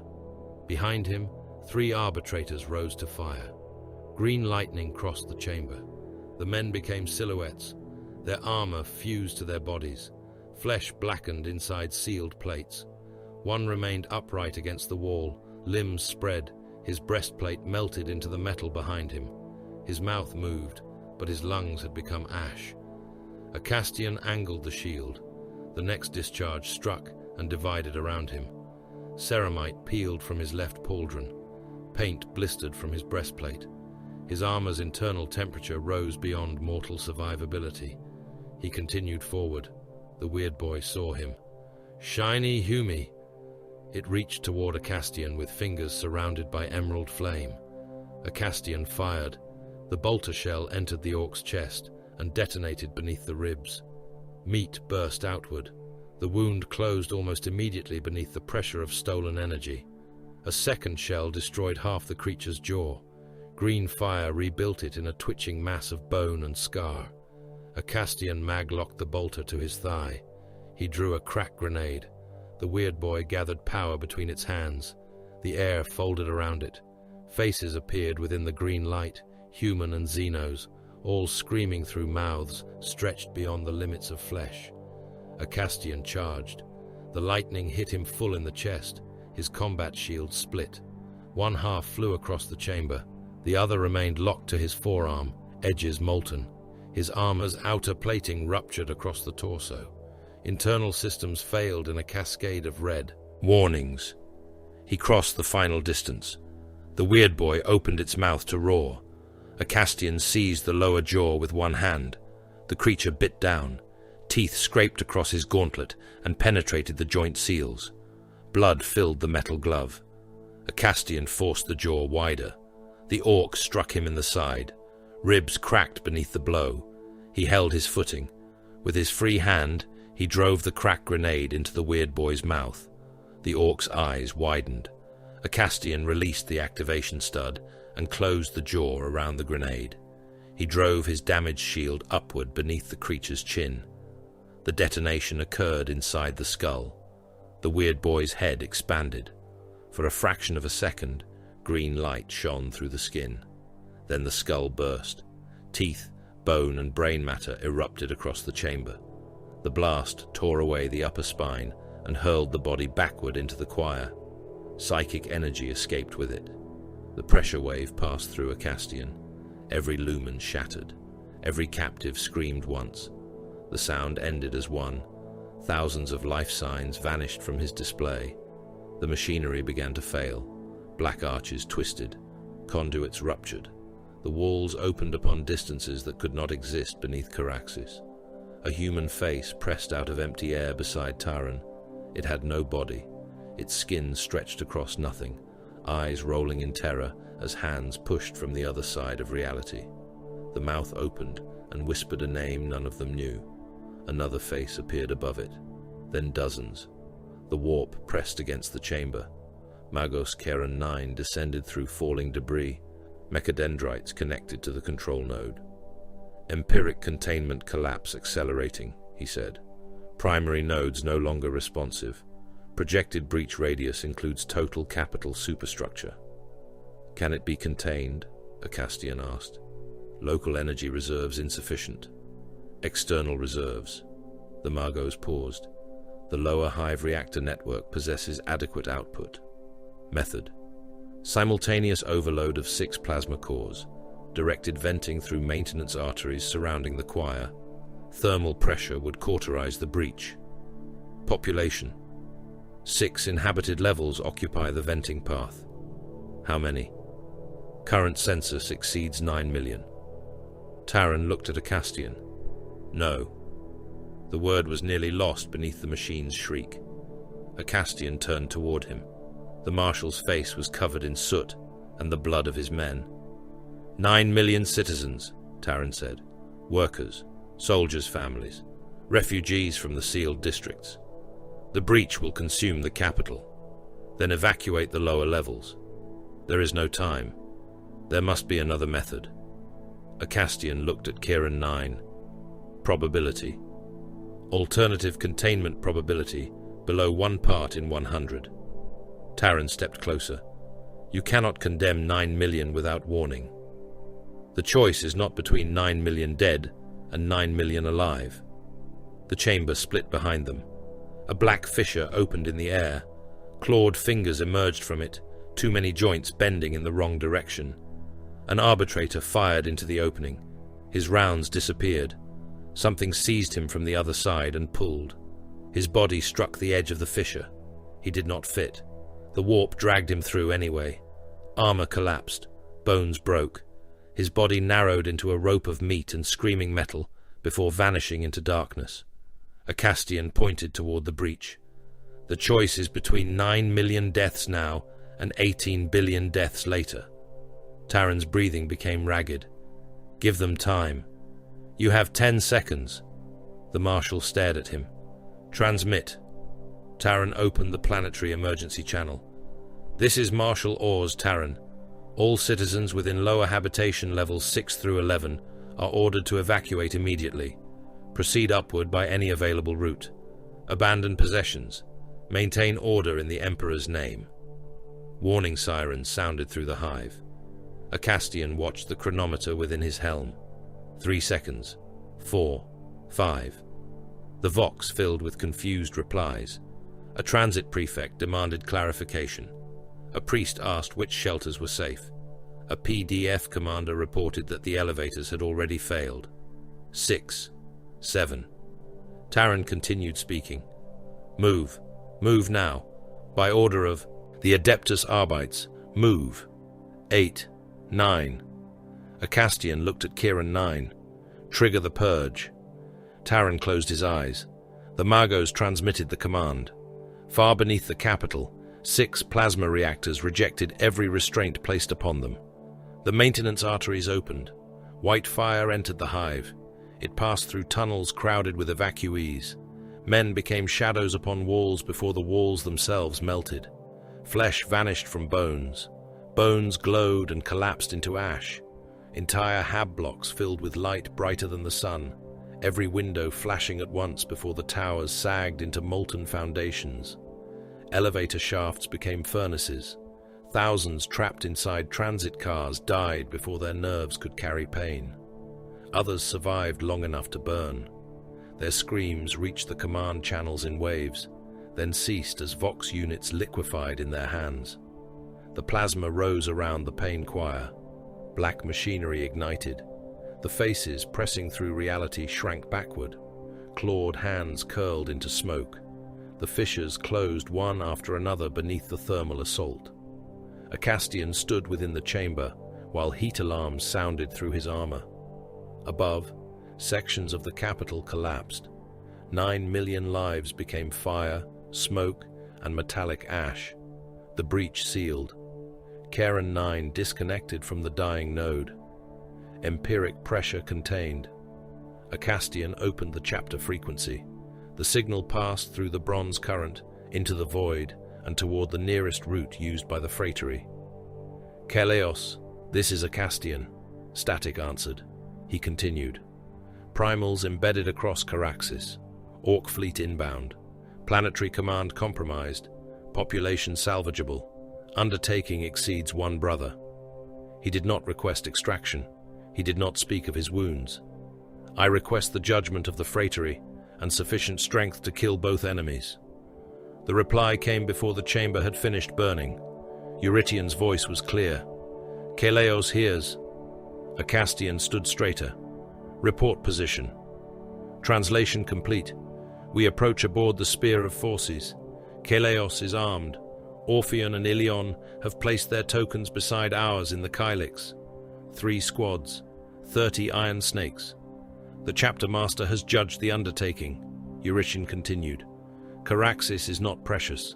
The lesson written upon it may be. A Castian understood. If the Primals believe one of us can be baited, Eurytion said, they will ring every bell in the reef stars. They will learn otherwise. They will. The signal ended. Taran watched a Castian. You called an army. I called my squad. Before they left the choir, Kieran 9 recovered the surviving data from the control engines. The records bore Governor Vare's authority seal. He had surrendered orbital defense codes, patrol routes, and astropathic schedules, In return, Zelanth had promised that the governor's bloodline and household would be spared. The Primules had kept their word. Kieran 9 identified members of Veer's family among the machine's biological components. His sons remained alive inside nutrient vats, their limbs removed and their nervous systems woven into the pain choir. His brothers had become sensory relays. His household servants breathed through shared lungs suspended above the central engine. They had been spared death. Nothing more. Acastian returned to the palace. Governor Veer waited in the strategium beneath the failing hololith. Ash fell beyond the windows. The lower capital burned with the light of the reactor purge. The governor saw Acastian enter. He reached beneath his robes. Acastian raised his bolter. Veer pressed a black triangular device into his own throat. Violet light opened across the chamber. Webway portals split the air from floor to ceiling. More appeared through the palace corridors, audience halls, command galleries and barracks. Black-armored primules poured from them in hundreds. Splinter fire crossed the strategium. Officers ruptured at their stations. Servitors exploded beneath poisoned shards. Governor Veer disappeared behind a wall of bladed warriors. Above the palace, the sky flashed. The first Orc weapons struck the orbital defense grid. Caraxes shook beneath 2 invasions. The palace became a tower of slaughter. Webway portals opened through audience halls, barracks, shrines, and command galleries. Black, armored warriors stepped from impossible light with splinter rifles already raised. Their first volleys tore through the strategium. Officers convulsed at their stations as barbed shards entered flesh and unfolded beneath the skin. One colonel clawed open his own breastplate before the poisons split his sternum from within. Acastian crossed the chamber beneath the fire. His damaged combat shield caught the first storm of splinters. Several pierced the softened edge and buried themselves in his forearm. His armor identified toxins, isolated circulation, and flooded the limb with counteragents. He did not slow. A Cabalite vaulted across the command dais. Acastian fired once. The bolt struck beneath the Xenos warrior's ribs. The mass-reactive shell detonated inside the body and threw a fan of black blood, shattered armor, and glistening organs across the tactical hololith. The projection of Caraxes flickered behind the gore. More primules entered. They moved with speed intended to disorient mortals. One ran along a wall, firing downward. Another leapt from a gallery and cut an administrator master in half before touching the floor. Several ignored the soldiers entirely and seized fleeing clerks with hooked chains, dragging them toward the portals while their victims screamed. Acastian understood the purpose. The attack was not intended merely to kill the palace command. It was meant to unmake it. Western Gallery, he voxed. Layered firing line. Kneeling rank discharges first. Standing rank fires on withdrawal. Heavy weapons cover the stairwells. The surviving Planetary Defense Force officers stared at him through smoke and falling dust. "Move," Acastian said. Fear became obedience. Troopers overturned command tables and formed barricades across the central gallery. Laser guns fired in ragged volleys. The first line died beneath splinter fire. The second stepped over the bodies and continued shooting. "Eastern stair," Acastian ordered. "Hold until relieved." A captain opened his mouth. "By whom, my lord?" "By death, if no one else arrives." The captain saluted and led his men into the stairwell. Acastian moved toward a maintenance hatch behind the governor's throne. The panel had been sealed, but he tore it from the wall and entered the narrow shaft beyond. Taran followed with 6 arbitrators. The shaft climbed inside the palace skin, surrounded by power conduits and brass service pipes. Through the walls came the sound of the battle. Bolter fire, splinter weapons, men screaming as toxins remade their bodies into instruments of pain. "Where are we going?" Taran asked. "Above them. The upper galleries are already lost. Then they will not expect attack from below." Acastian drove his fist through the maintenance ceiling. Stone and metal burst upward. He emerged beneath a Drukhari firing position. The nearest Cabalite turned.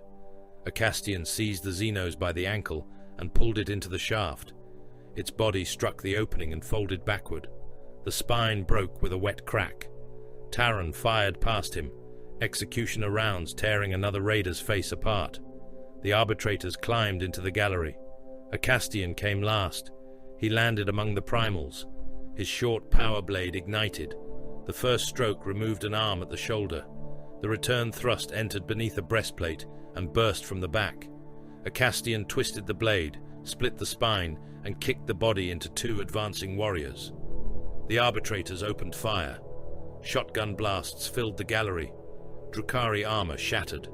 Bodies spun over the balustrade and fell into the command hall below. A raider skimmed past the outer windows. Its prow weapon fired. The gallery ceased to exist. Stone, men, and Xenos were thrown into open air. Acastian caught the edge of a support beam with one hand, while the world dropped away beneath him. Two arbitrators fell into the plaza. One struck a statue and burst across it. The other disappeared into the smoke. Taran hung from a broken railing. Acastian dragged him upward. The marshal looked toward the command hall below. Planetary soldiers continued firing from the barricades. Their lines were collapsing by degrees. Primules moved among them with hooked blades, opening men from groin to throat and hanging their intestines over the railings. "How long can they hold?" Taran asked. "Long enough? For what?" "For me." Acastian crossed the broken gallery and entered the next stairwell. He spent the defenders without apology. Men died in hundreds beneath the palace dome. Reinforcement companies arrived through the lower gates and vanished into the vertical battle.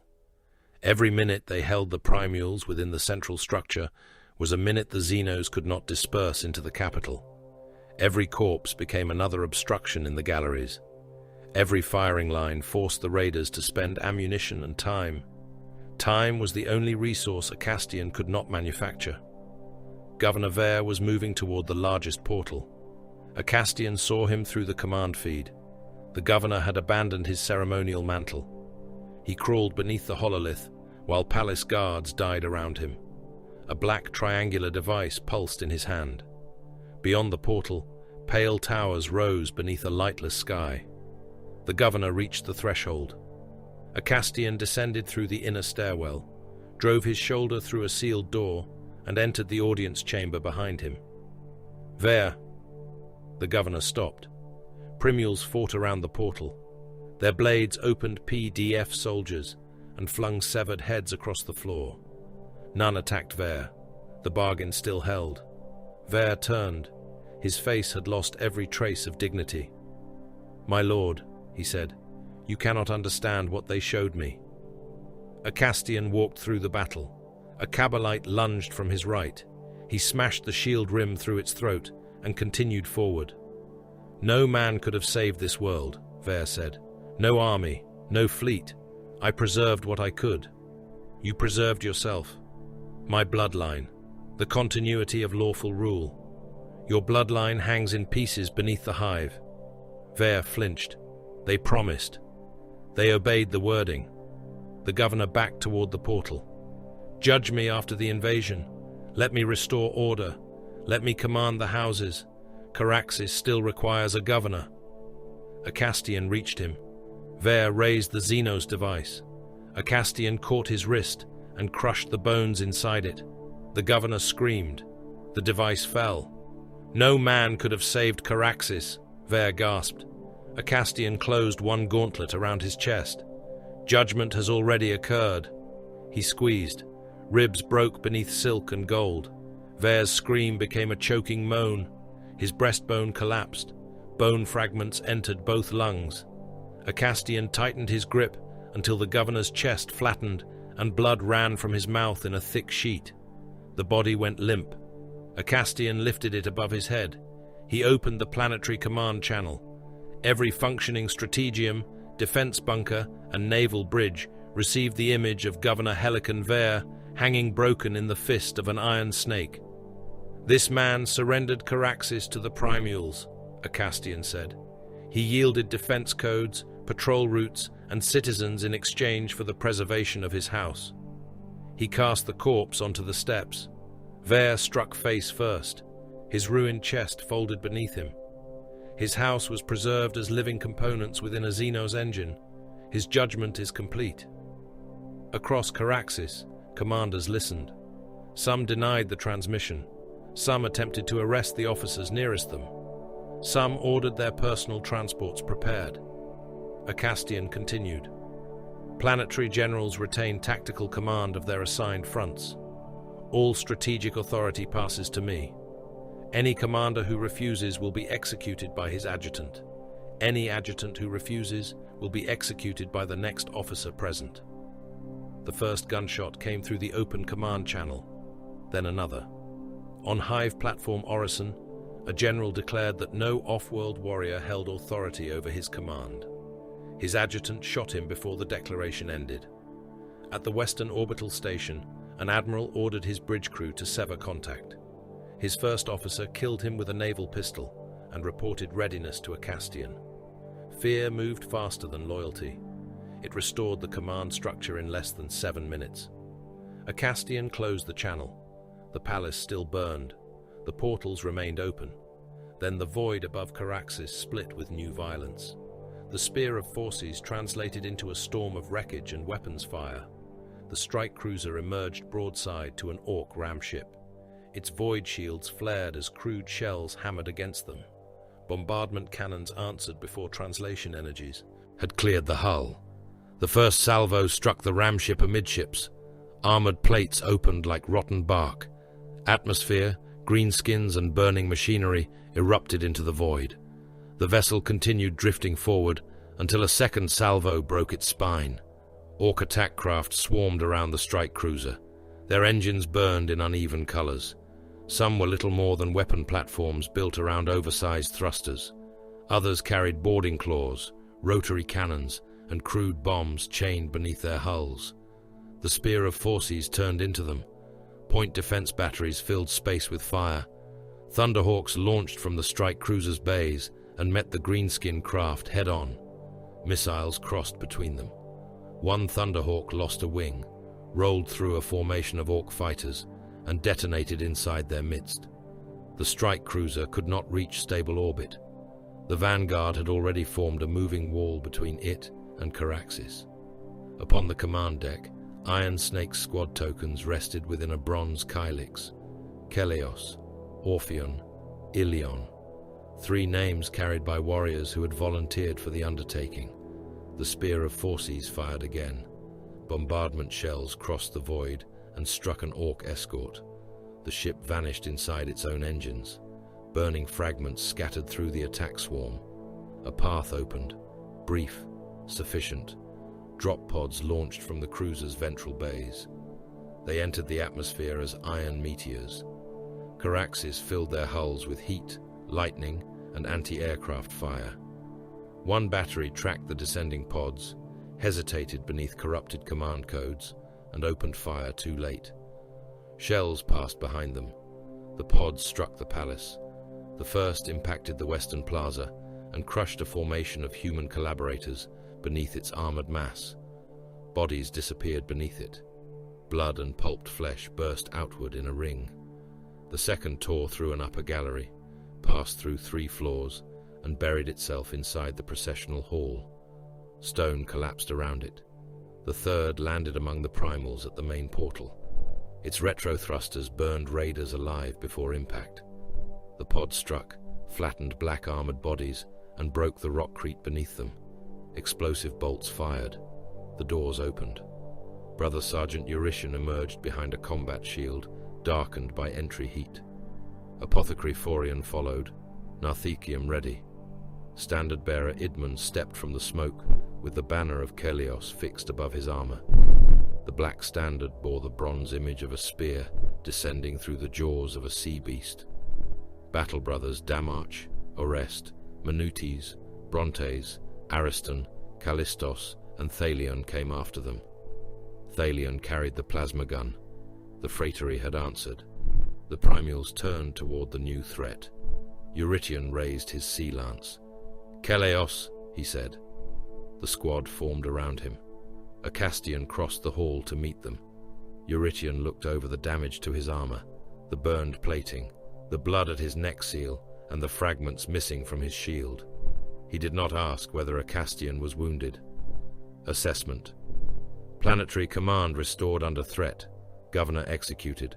Orbital defenses compromised but active. Multiple webway apertures within the palace. Pain choir beneath the capital disabled at the cost of 6 hive levels. Orc fleet within approach envelope. Primal command structure remains intact. Enemy strength here. Several hundred raiders. Reinforcement rate irregular. At least 1 Archon directing the undertaking. Strategic priorities. Seal the palace portals. Recover defense control. Identify secondary beacons.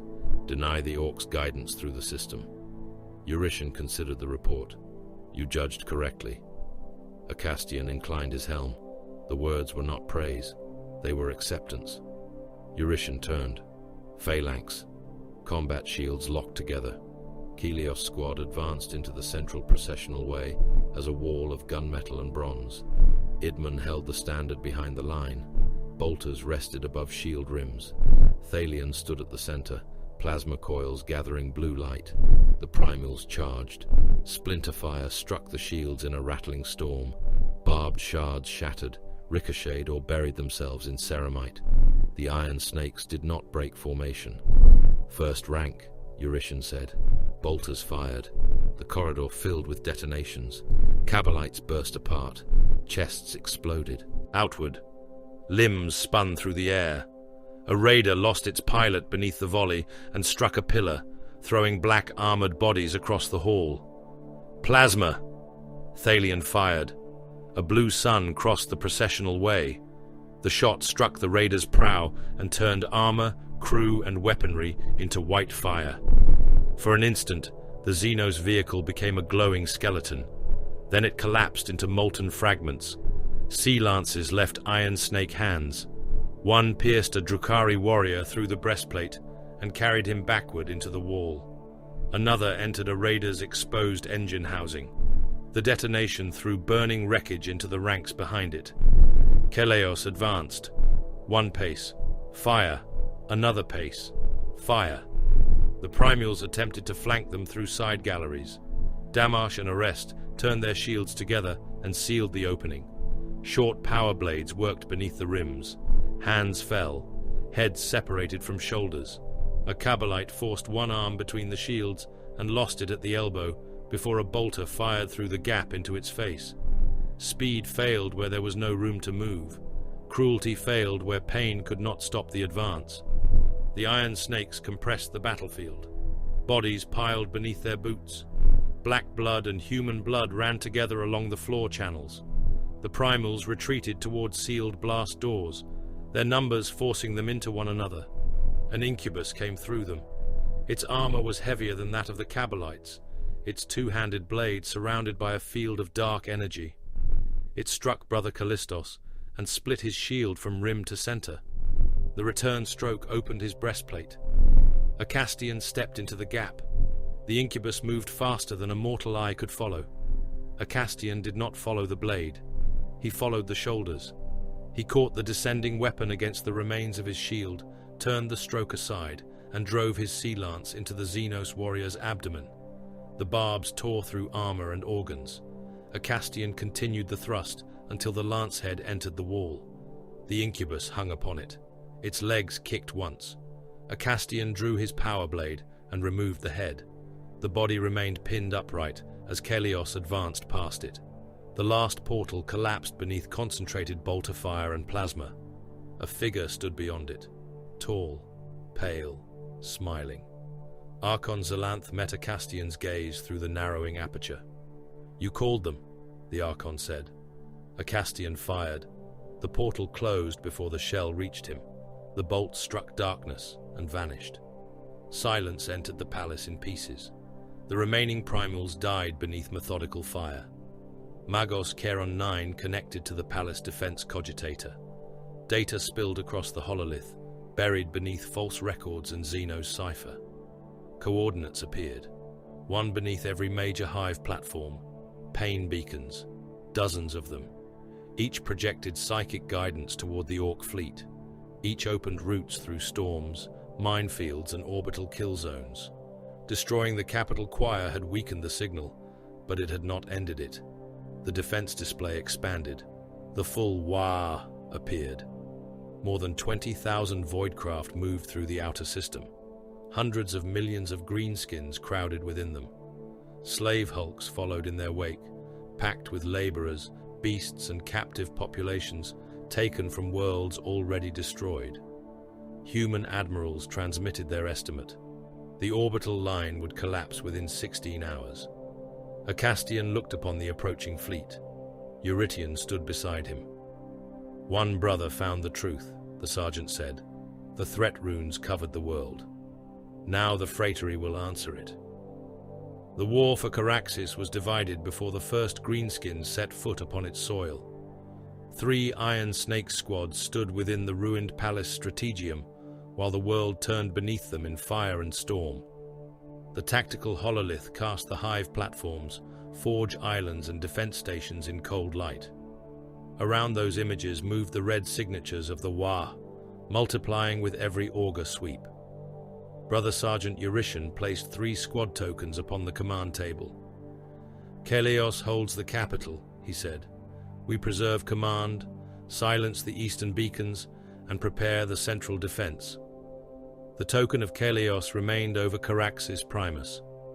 Orpheon takes the western undertaking. A second token moved across the ocean to a chain of industrial platforms where the pain signals burned strongest. Ilion enters the void. The third rose above the planet and settled among the advancing greenskin fleet. No officer suggested that 3 squads should remain together. The Fratery did not require one commander to guide every warrior across every field. Each squad carried its own honor, its own judgment, and the accumulated memory of brothers whose names had outlived their flesh. Eurytion looked toward the hololithic image of the Spear of Phorcys. Ilion will prepare boarding actions against the Orc command vessels. Orpheon will destroy every beacon it can reach. Both squads will report progress to the strike cruiser. They will not request permission to complete their undertakings. A Castian inclined his helm. Nor will Keleos. Correct. The tokens separated. 30 Iron Snakes became 3 wars. A Castian expanded the planetary map. Caraxes possessed 11 principal hive platforms, each large enough to house populations greater than many imperial worlds. 46 forge islands surrounded them, linked by armored causeways, mag rail networks, and submerged freight tunnels. Thousands of lesser settlements clung to refinery towers, extraction rigs, and artificial reefs. Every commander in the strategium had arrived with a different demand. The Hive Lords requested defense of their ancestral districts. The Mechanicus demanded preservation of sacred manufactoria. The naval officers wanted every surface gun devoted to the orbital line. The Departamento Munitorum representatives argued that the ammunition vaults mattered more than the men assigned to protect them. All were correct. That did not make all of them possible. A Castian marked 4 hive platforms in bronze: Caraxes Primus, Damaris, Ophion, Tyrak. "These remain," he said. The others faded to red. General Malrek stared at the display. He was a thick-bodied man, with a scar running from his temple to his jaw. The insignia upon his coat identified him as commander of the Central Planetary Armies. His eyes remained fixed upon the 7 condemned hives. "My lord," he said, "those platforms contain more than 9 billion citizens. They contain less strategic industry than the 4 bastions. They contain soldiers. They contain population.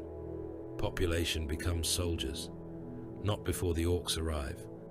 Malrek looked toward the other generals, searching for support. None met his gaze. "The rail network can move civilians inland," he said. "We can begin evacuation immediately. Maximum transport capacity." The general hesitated. 27 million souls per hour with unrestricted priority. Time before major landings. Less than 14 hours. Then you can evacuate fewer than 400 million. Malrek's jaw tightened. It is better than none. It is worse than none. Silence entered the strategium. Acastian drew new lines across the map. Civilian evacuation would consume the military rail network. Ammunition would remain in the eastern depots. Armor reserves would remain outside the bastions. Reinforcement regiments would arrive after their trenches had been overrun. We can divide the capacity. We will not. The 7 condemned hives pulsed red. They will arm their populations, Acastian said. Every rifle, industrial laser, demolition charge, and cutting tool will be distributed. Their defense beacons will remain active. Their void shields will cycle visibly. Their commanders will continue transmitting force concentrations. Malrek understood. You intend to draw the landings toward them. Yes. You are using 9 billion Imperial citizens as false targets. I am using 7 hives as delay zones. They will be destroyed. They will occupy the enemy. The general stepped toward the table. Those men have served the Imperium all their lives. Then they will serve it once more. Malrek placed one hand upon the command surface. You ask me to order entire populations to die without retreat. Acastian closed his gauntlet over the general's hand. Bones cracked. Malrek shouted as his fingers folded beneath the pressure. Blood ran between Acastian's armored knuckles and spread across the hololithic image of the planet. Do you value the sensation in these fingers more than the survival of Caraxes? No, Malrek gasped. Acastian tightened his grip. Do you intend to negotiate every order while the enemy approaches? No, Lord. Then understand the difference between counsel and delay. He released the hand. Malrek drew the broken limb against his chest. 2 fingers hung at unnatural angles. The condemned hives will hold, he said. They will. And the 4 bastions? They will survive because the others do not.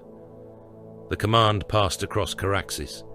Execution squares became muster grounds. Manufactorum sirens called men from assembly lines and sent them into levy stations. Priests moved through the crowds, stamping devotional seals upon foreheads and declaring that obedience would carry the faithful into the Emperor's sight. Billions entered the machinery of war. Planetary Defense Force regiments filled trench networks across the surviving platforms. Factory militia received laslocks, autoguns, and tools modified into weapons. Penal battalions emerged from subterranean prisons with explosive collars around their necks. Combat servitors marched from storage vaults, their weapon limbs still wrapped in consecrated oilcloth. Press gangs swept through worker districts. Men who resisted were shot. Men too weak to carry rifles were assigned ammunition crates, entrenching tools or corpse hooks. Those unable to labor were marked for reclamation so their bodies could feed rendering plants before the siege began. Basilisk artillery pieces were dragged into reinforced firing pits by labor crews working beneath the lashes of overseers. Manticores rose upon elevator platforms, their Storm Eagle rockets pointed toward the darkening sky. Hydra batteries tracked descending debris and fired until their barrels glowed. Lehman Russ companies formed armored breakwaters across the principal causeways. Tanks stood hull to hull behind walls of ferrocrete and wrecked freight haulers. Baneblades guarded the transit arteries leading into the bastions, their immense cannons aligned with avenues that would soon become rivers of blood. The condemned hives received weapons as well. Not enough. Never enough. Their governors demanded transports. Acastian sent ammunition. They requested evacuation timetables. He sent firing plans. One hive lord declared that he would shut down his defense beacon and conceal his population beneath the sea. Eurytion transmitted a single reply. Activate the beacon. The hive lord refused. Acastian ordered an orbital battery to destroy the governor's residence. The tower vanished beneath a lance strike, and the dead man's successor restored the signal before the smoke cleared. The first rocks entered the atmosphere 6 hours later. They came as burning mountains. Some were asteroids hollowed out and fitted with engines. Others were masses of scrap metal, armor plates, and stolen ship hulls welded together around crude reactors. Their surfaces crawled with guns, glyphs, and howling greenskins. The sky turned orange. Defense batteries opened fire. Lances cut through cloud and struck descending stone. Macro cannon shells burst against layered metal. One rock split above Hive platform Orison, scattering burning debris across hundreds of kilometers. The larger fragments continued falling. One struck the ocean and drove a wall of water over refinery islands. Another landed upon a habitation district with the force of a tactical warhead. Towers vanished beneath it. Rockcrete liquefied.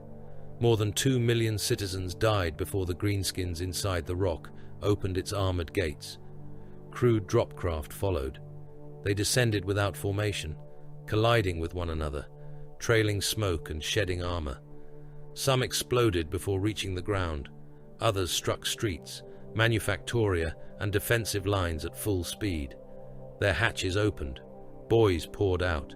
They came roaring beneath banners made from hide and sheet metal, firing crude weapons into everything before them. Knobs drove them onward with axes and fists. Meganobs emerged in slab armor, their powered claws cutting through barricades and men alike. Walkers crashed down behind them. Deaf dreads tore through levee formations with spinning blades. Killer Khans stumbled over corpses while their guns fired in every direction. Herds of squigs flooded through the landing zones, jaws wide, devouring wounded humans and greenskins with equal hunger. The first defensive lines disappeared beneath the weight of them. A PDF regiment outside Orison fired until its rifles overheated. The orcs reached the trench and filled it with bodies. Men were pulled apart by green hands. Heads were bitten from shoulders. Bayonets disappeared into thick muscle and emerged without slowing the creatures. Artillery shells struck both armies. The ground became mud, blood, and fragments of armor. Caraxes passed from covert murder into industrialized extinction. A Castian watched from the central command chamber as the descent corridors thickened. The pain beacons guided the greenskin craft around minefields and through gaps in the orbital fire. Ships that should have wandered into storms corrected their course at the final moment. Rocks turned with impossible precision and aimed toward the most densely populated platforms. Not all of them. Several were descending toward the 4 bastions. A Castian studied the routes. Then he saw the Prometheum fields beneath them. Hundreds of extraction platforms covered the northern ocean. Fuel lines ran beneath the water, linking storage vaults, refineries, and floating reservoirs. Millions of workers lived upon the surrounding islands. "Detonate the northern fields," he said. General Malrek stared at him over his bandaged hand. "The fields supply half the central war effort. They lie beneath the descent corridor. Imperial defense craft are still operating there. Withdraw what can be withdrawn. There are civilian settlements across the entire basin." A Castian looked at him. Malrek lowered his gaze. The order went out. Demolition charges fired beneath the ocean. For one heartbeat, nothing happened. Then the sea ignited. Prometheum erupted through the surface in pillars of white and orange flame. Storage platforms exploded one after another. Fire raced along pipelines faster than aircraft could flee. The burning ocean rolled outward beneath the descending orc craft. Dropships entered the flames. Their hulls glowed, split, and came apart. Greenskins fell burning into the water. Rocks struck the detonating platforms and vanished inside expanding spheres of fire. Imperial defense boats burned beside them. Crews leapt into the ocean and found no water beneath the flames. Men surfaced screaming, skin peeling from their bodies. Others were trapped inside ships whose metal decks became furnace plates beneath their feet. Coastal settlements disappeared under burning waves. Millions died beneath sheets of flame that moved with the tide. The greenskin reinforcement rate across the northern front fell by nearly half. A Castian marked the result.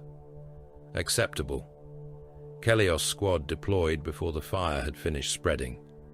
The first eastern beacon lay beneath Manufactorum Kappa, an artillery shell complex that continued operating despite the invasion. Conveyor lines carried unfinished munitions through chambers large enough to hold warships. Stamping presses descended with enough force to flatten tanks. The workers had been fused into the machinery.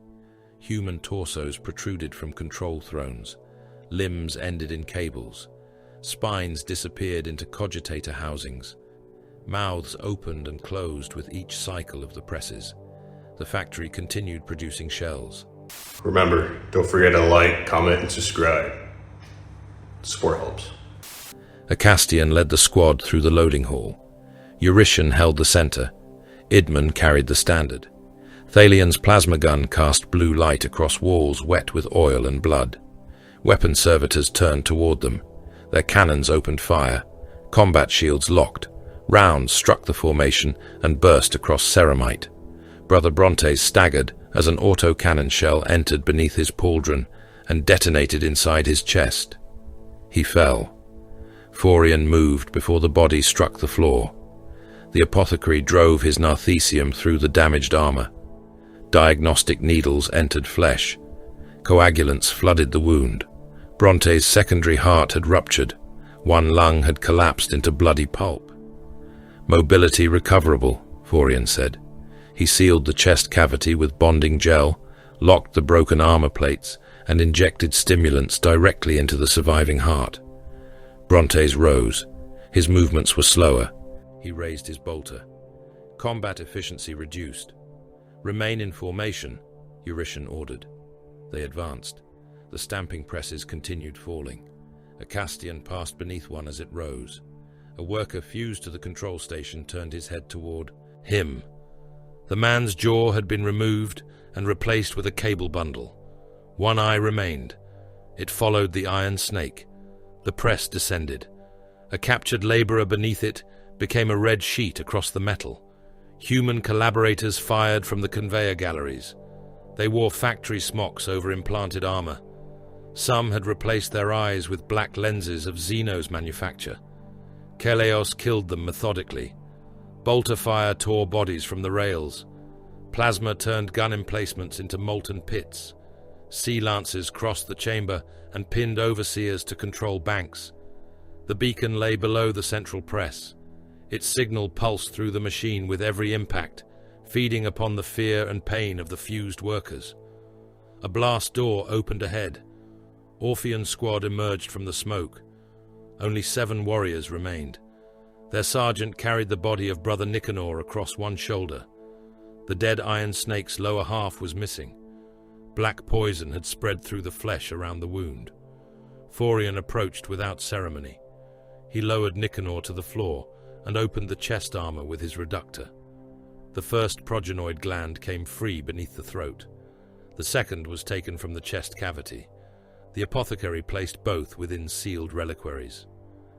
Nicanor returns to Ithaca, he said. No one answered. The dead required no consolation. The living required function. Behind the squad, contaminated workers crawled from a ruptured chamber. Their bodies had been opened and filled with translucent eggs. Something moved beneath their skin. One reached toward Forian. Mercy! The apothecary scanned him. Xenos gestation irreversible. He fired his bolt pistol into the man's head. The next worker received the same judgment, then the next. Forian moved down the line, treating Astartes' wounds, recovering gene seed and ending human lives with identical calm. The freightory preserved what mattered. The beacon chamber opened beneath the press. Acastian drove his sea lance into its central conduit. Eurytion placed crack charges around the psychic core. Thalian fired plasma into the control housing. The machine died screaming through the mouths of every worker fused to it. Then it transmitted one final pulse, not toward the void, downward, deep beneath the oceans of Caraxes. The tactical display inside Acastian's helm filled with seismic warnings. Something moved under the seabed. Not a vessel. Something vast enough to displace entire trenches. Across the planet, tidal alarms began to sound. The ocean withdrew from several coasts at once. Far below, in the black places beneath Caraxes, an ancient mass turned toward the surface. The orbital perimeter of Caraxes opened fire as the Wa crossed the final exclusion line.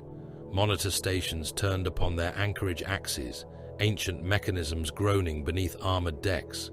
Macro cannon batteries fired in sequence.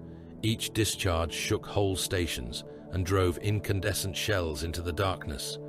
Lance arrays ignited a heartbeat later, carving white lines through void and metal. Torpedo spreads followed. Hundreds of warheads crossed the distance between the fleets beneath the guidance of servitor mines and dying astropaths. Some struck Orc vessels directly. Others detonated among swarms of attack craft and filled the void with expanding clouds of plasma, radiation, and torn hull plates. The greenskins did not slow. A ramship lost its entire prow beneath Lance fire. Atmosphere erupted from the wound, carrying hundreds of Orcs into space. They spun through the void, frozen mouths still open in battle cries, while the crippled vessel continued forward on engine thrust alone. A kill cruiser took 3 torpedoes amidships. One penetrated the armor and detonated inside a gun deck. Fire burst from every aperture along the vessel's flank. Secondary explosions traveled through ammunition stores and split the hull across its lower quarter. The cruiser turned the wrecked section toward the Imperial guns. Behind it, smaller ships advanced in the shadow of its ruin. Another Orc vessel drove a burning escort before it like a shield. Macro-cannon shells struck the crippled craft and tore it apart, but every impact spent upon the wreck was one that did not strike the warship using it for cover. The battle ceased to resemble fleet maneuver. It became collision. Metal struck metal. Boarding claws locked onto defense stations. Attack. Craft rammed directly into armored observation towers. Imperial escorts fired until their gun housings melted, then drove themselves into the oncoming mass. The void around Caraxes filled with wreckage so dense that ships began using the dead as terrain. The spear of Forces moved through it beneath the glow of its void shields. Its bombardment cannons ignored the largest Orc vessels. Shipmaster Theron stood within the command deck's strategium ring, his body secured inside a restraint throne as impact tremors passed through the hull. Around him, chapter serfs and naval officers tracked hundreds of targets. War hulk bearing starboard, one officer reported. Mass exceeds all confirmed contacts. Disregard, Theron said. The officer looked toward him. My lord, its weapon output. Disregard. The strike cruiser turned away from the larger vessel and fired upon a smaller kill cruiser surrounded by signal traffic. Bombardment shells struck its upper decks. Antennae, glyph towers, and exposed communications arrays vanished beneath the barrage. The greenskin fleet staggered. Dozens of escorts altered course at once. 2 collided. A third fired into the wreckage, mistaking it for an Imperial ship. The Iron Snakes did not intend to destroy the Wa in space. There were too many ships, too many bodies, and too much crude mass behind the attack. Even if the Imperial guns fired until every magazine was empty, the greenskins would continue advancing through their own dead. The Spear of Forces sought command vessels, signal ships, Weird Boy chambers, warboss craft, mech workshops coordinating engine thrust and weapons fire, blind the Wa, fracture its momentum, give Caraxes time to kill whatever reached the ground. Ilion squad entered the void inside boarding torpedoes. The armored projectiles launched from the strike cruiser's flank and accelerated toward the damaged kill cruiser. Defensive fire crossed around them. One torpedo vanished beneath a burst of crude shells. Another struck a tumbling Orc fighter and continued onward with half its prow torn away. Sergeant Asen felt the impact through every plate of his armor. The boarding torpedo penetrated beside the cruiser's engine decks and drove through layers of scrap plating, fuel tanks, and crew compartments before its melter charges fired. The assault doors opened. Smoke and oil flooded the compartment. Gretchins swarmed toward them. They came with knives, pistols, wrenches, and pieces of sharpened metal. Some wore fragments of human uniforms. Others had ammunition belts wrapped around their thin bodies. Their shrill voices filled the passage. "Get 'em! Stabbed a shiny gits! Boss says bite 'em. Eason raised his combat shield. The first Gretchen struck it and disappeared beneath his boot. Ilion's squad formed behind him. Shields overlapped inside the narrow passage. Bolters fired through measured gaps. Mass reactive shells struck the front ranks and burst them into sprays of green flesh. Heads vanished. Torsos opened. Limbs slapped against the walls and slid into the oil beneath the squad's boots. The swarm kept coming. Brother Laertes stepped forward with a flamer. Promethium filled the adjoining passage. The Gretchen became black shapes inside the fire. They ran without direction, colliding with one another, their skin splitting and curling away from their bones. Burning bodies piled around the doorway until the weight of the dead smothered those beneath them. Eason drove his shield into the mound. The squad advanced over it. Orc boys waited beyond. They fired crude weapons down the corridor. Bullets struck shields, walls, and their own troops. One shell penetrated Brother Chiron's pauldron and tore a crater through muscle before lodging against bone. Siren did not stop. He fired into the nearest boy's chest. The bolt detonated beneath the ribs and threw the orc backward in pieces. The kill cruiser shook around them. Machinery roared through the decks. Pistons the size of hab towers moved beside open walkways. Fuel lines leaked into furnace chambers, where Gretchen shoveled scrap, corpses, and ammunition crates into flames. Ilion's squad advanced toward the reactor housing. They fought through engine crews, ammunition gangs, and mech attendants. Combat shields denied the orcs the width required for their numbers. Bolters killed those beyond reach. Power blades and lances killed those who came close. The squad became a moving wall inside the vessel. Greenskins threw themselves against it and died. A knob charged through the smoke with a chain cleaver in both hands. The weapon struck Eason's shield and tore away its upper rim. Eason stepped inside the next swing. His sea lance entered beneath the knob's jaw and emerged through the back of its skull. He twisted the shaft, pulled the creature down, and used its body to block the corridor while his brothers fired over it. The reactor housing lay beyond 3 armored bulkheads. Each had been sealed. Ilion's squad did not search for controls. They placed melter charges and opened the ship layer by layer. Behind the final door waited hundreds of orcs. The chamber was circular, filled with pipes, heat, and the hammering pulse of the reactor. Walkways crossed above vats of glowing coolant. Crude glyphs covered every surface. The largest read only one word: boom. The orcs charged. Ilion's squad entered them. Brother Xanthos lost an arm to a powered claw and killed the knob responsible with his remaining hand. Brother Leontes was pulled from formation and disappeared beneath green bodies. His bolter continued firing until the ammunition magazine detonated. Aeson reached the central reactor housing. He placed a teleport beacon upon it. Then he opened the fleet channel. Ilion to Spear of Forces. Target marked. Shipmaster Theron answered. Boarding extraction route compromised. Understood. Reactor shielding remains active. Then fire through us. Silence held the channel for less than a heartbeat. Confirmed. No naval officer upon the command deck moved. The Spear of Forces altered its angle. An Imperial lieutenant studied the firing solution and saw the boarding beacon inside the target. My lord, he said, Ilion's squad remains aboard. Theron did not look at him. They are aware. Bombardment cannons fired. The shells crossed the void and struck the kill cruiser above the engine decks. Armor folded inward.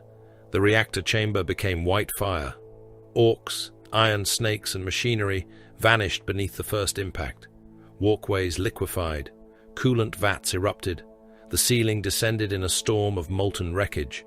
Brother Xanthos disappeared beneath it. Siren was crushed to one knee, his damaged shoulder buried beneath a slab of glowing metal. Aeson remained beside the teleport beacon. The second shell struck. The reactor housing ruptured.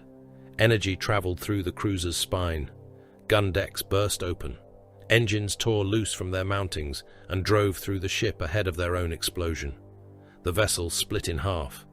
Both sections continued moving for several seconds before the reactor released everything held within it. The blast consumed the surrounding escort formation. Ships too close to turn were struck by fragments larger than hab blocks. Fuel carriers ignited. Attack craft vanished in the expanding fire. A chain of secondary explosions passed through the greenskin vanguard. Dozens of vessels died around the cruiser. The teleport beacon continued transmitting from within the wreck. The Spear of Forces recovered 4 members of Ilion squad. 3 arrived standing. The 4th materialized on his back, both legs missing below the thigh, and molten armor fused across his abdomen. No one called the undertaking excessive. Upon the surface of Caraxes, a Castian directed 2 wars from the command compartment of a moving land raider. The armored vehicle advanced along the eastern causeway, while artillery shells fell around it. Its Lascannons fired at orc walkers, moving between ruined manufactoria. Heavy bolters swept infantry from the road. Inside, tactical projections filled the compartment. A Castian watched the Void battle through the strike cruiser's feed, while receiving casualty reports from 7 surface fronts. His helm displayed ammunition reserves, air defense corridors, promethium consumption, and the changing position of every functioning armored regiment. Mortal command staffs required entire halls to understand a fraction of the war. A Castian carried it within his vision. Basilisk groups 19 through 23, he said. Shift fire south by 400 meters. 3 volleys. Delayed fusing. General Malrek's voice answered through the Vox. Friendly units remain inside the target zone. They are already encircled. They are still transmitting. They are fixing an orc column in place. Fire. The artillery changed aim. Shells fell upon greenskins and humans together. The surrounded PDF regiments disappeared beneath explosions. Their deaths opened the flank of the orc advance and allowed Lehman Russ companies to strike the exposed armor behind it. A Castian changed channels. Damaris Bastion, withdraw anti-air batteries from the northern wall. The commander answered immediately. Enemy drop craft are approaching that sector. They are decoys. How can you be certain? The pain signal shifted west. Move the guns. The commander obeyed. Moments later, the main orc descent wave entered from the west and met every Hydra battery Damaris possessed. The Land Raider struck a barricade of wrecked transports. Its engine growled. Armored tracks climbed over the debris. Crushed bodies burst beneath its weight and painted the road red behind it. Taran stood beside a Castian within the command compartment, one hand gripping an overhead restraint. The Marshal watched the void display. Something new had appeared between the fleets. Long-bladed vessels emerged from black apertures. Drukhari corsairs. They came without engine flare, slipping into the battle like knives entering an open wound. One crossed beneath an Imperial monitor and cut through its lower hull with a beam of dark light. Another fired into a crippled orc escort, disabling its engines without destroying its life support. Boarding craft detached from the corsairs. They entered both vessels. The primals took humans from the monitor and greenskins from the escort. They dragged wounded from medici bays, engine rooms and ruptured decks. Captives were suspended beneath their craft on hooked chains, their bodies exposed to the void behind flickering fields. The Drukhari were not allies of the orcs. They were predators, feeding upon both armies. Zalanth, a Castian said. Eurytion stood across from him inside the Land Raider. The brother sergeant watched the corsair movements. One vessel appeared beside the orbital yards, vanished under Imperial fire, and reappeared moments later near the southern defense ring. Each manifestation lasted only seconds. Each coincided with a failure upon the surface. A void shield dropped. An artillery grid received false coordinates. A sealed transit gate opened before an orc assault. The Archon's vessel is transmitting through the beacons, Eurytion said. A Castian followed the pattern. The Corsair ship did not merely exploit the network, it commanded it. Can the Spear of Forces strike it? Taran asked. Not while it chooses the distance, Eurytion answered. The brother sergeant opened the fleet channel. Shipmaster, bleed. Theron understood. The Spear of Forces turned away from the orbital line. Its port void shield collapsed deliberately. Secondary batteries ceased fire. Damage reports were transmitted across unsecured channels. The strike cruiser vented atmosphere from empty compartments and allowed flames to spread across its outer hull. The maneuver looked like retreat. 2 Imperial defense monitors moved with it. They did not know the purpose. Their crews believed they were covering a crippled Astartes vessel. The Greenskins pursued. So did the Primals. Xalanth's flagship appeared behind the monitors. Its prow weapons fired. The first station ship broke across the middle. Tens of thousands of naval personnel died as its decks opened to the void. Bodies and debris streamed from the wreck. The second monitor turned to engage. The Drukhari vessel passed beneath its guns, opened the command decks, and harvested the bridge crew before the ship finished dying. Taran watched the feeds. Did those crews know? No, Acastian said. They believed they were protecting the strike cruiser. They were. They did not know they were bait. Soldiers do not need to understand every reason for their deaths. The second monitor exploded. Acastian did not alter the order. They need only die in the correct place. Xalanth's flagship drew closer to the Spear of Forces. Close enough. Teleport beacons launched from concealed ports along the strike cruiser's hull. 3 were destroyed. 2 struck the Drukhari vessel and locked themselves beneath its bladed armor. The Primals recognized the trap. Their ship began to vanish. Before the webway aperture closed, both beacons transmitted stable coordinates. Eurytion looked toward Acastian. The hook is set. A new warning crossed the tactical display. It did not come from orbit. Seabed Auspex stations transmitted seismic images through failing cables.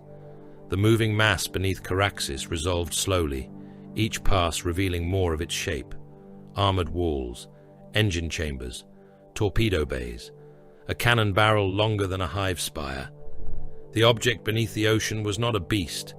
It was an ancient orc submersible fortress, buried under the seabed for centuries and awakened by the psychic beacon. Its engines ignited. Continental shelves cracked above it. The primary cannon rotated inside the black water.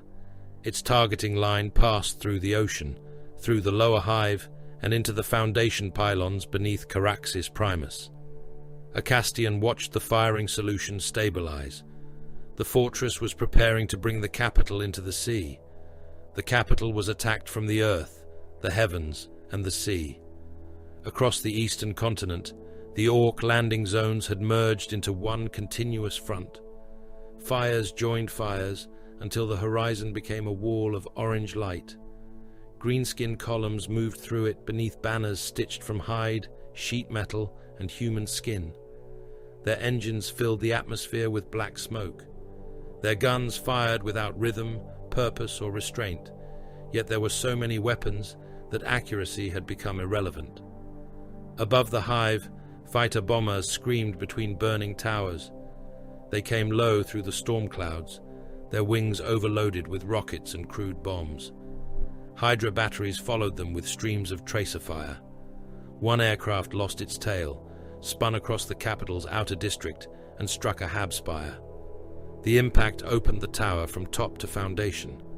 Thousands of rooms flashed into view before the structure folded inward and buried the streets beneath stone, furniture, and human bodies.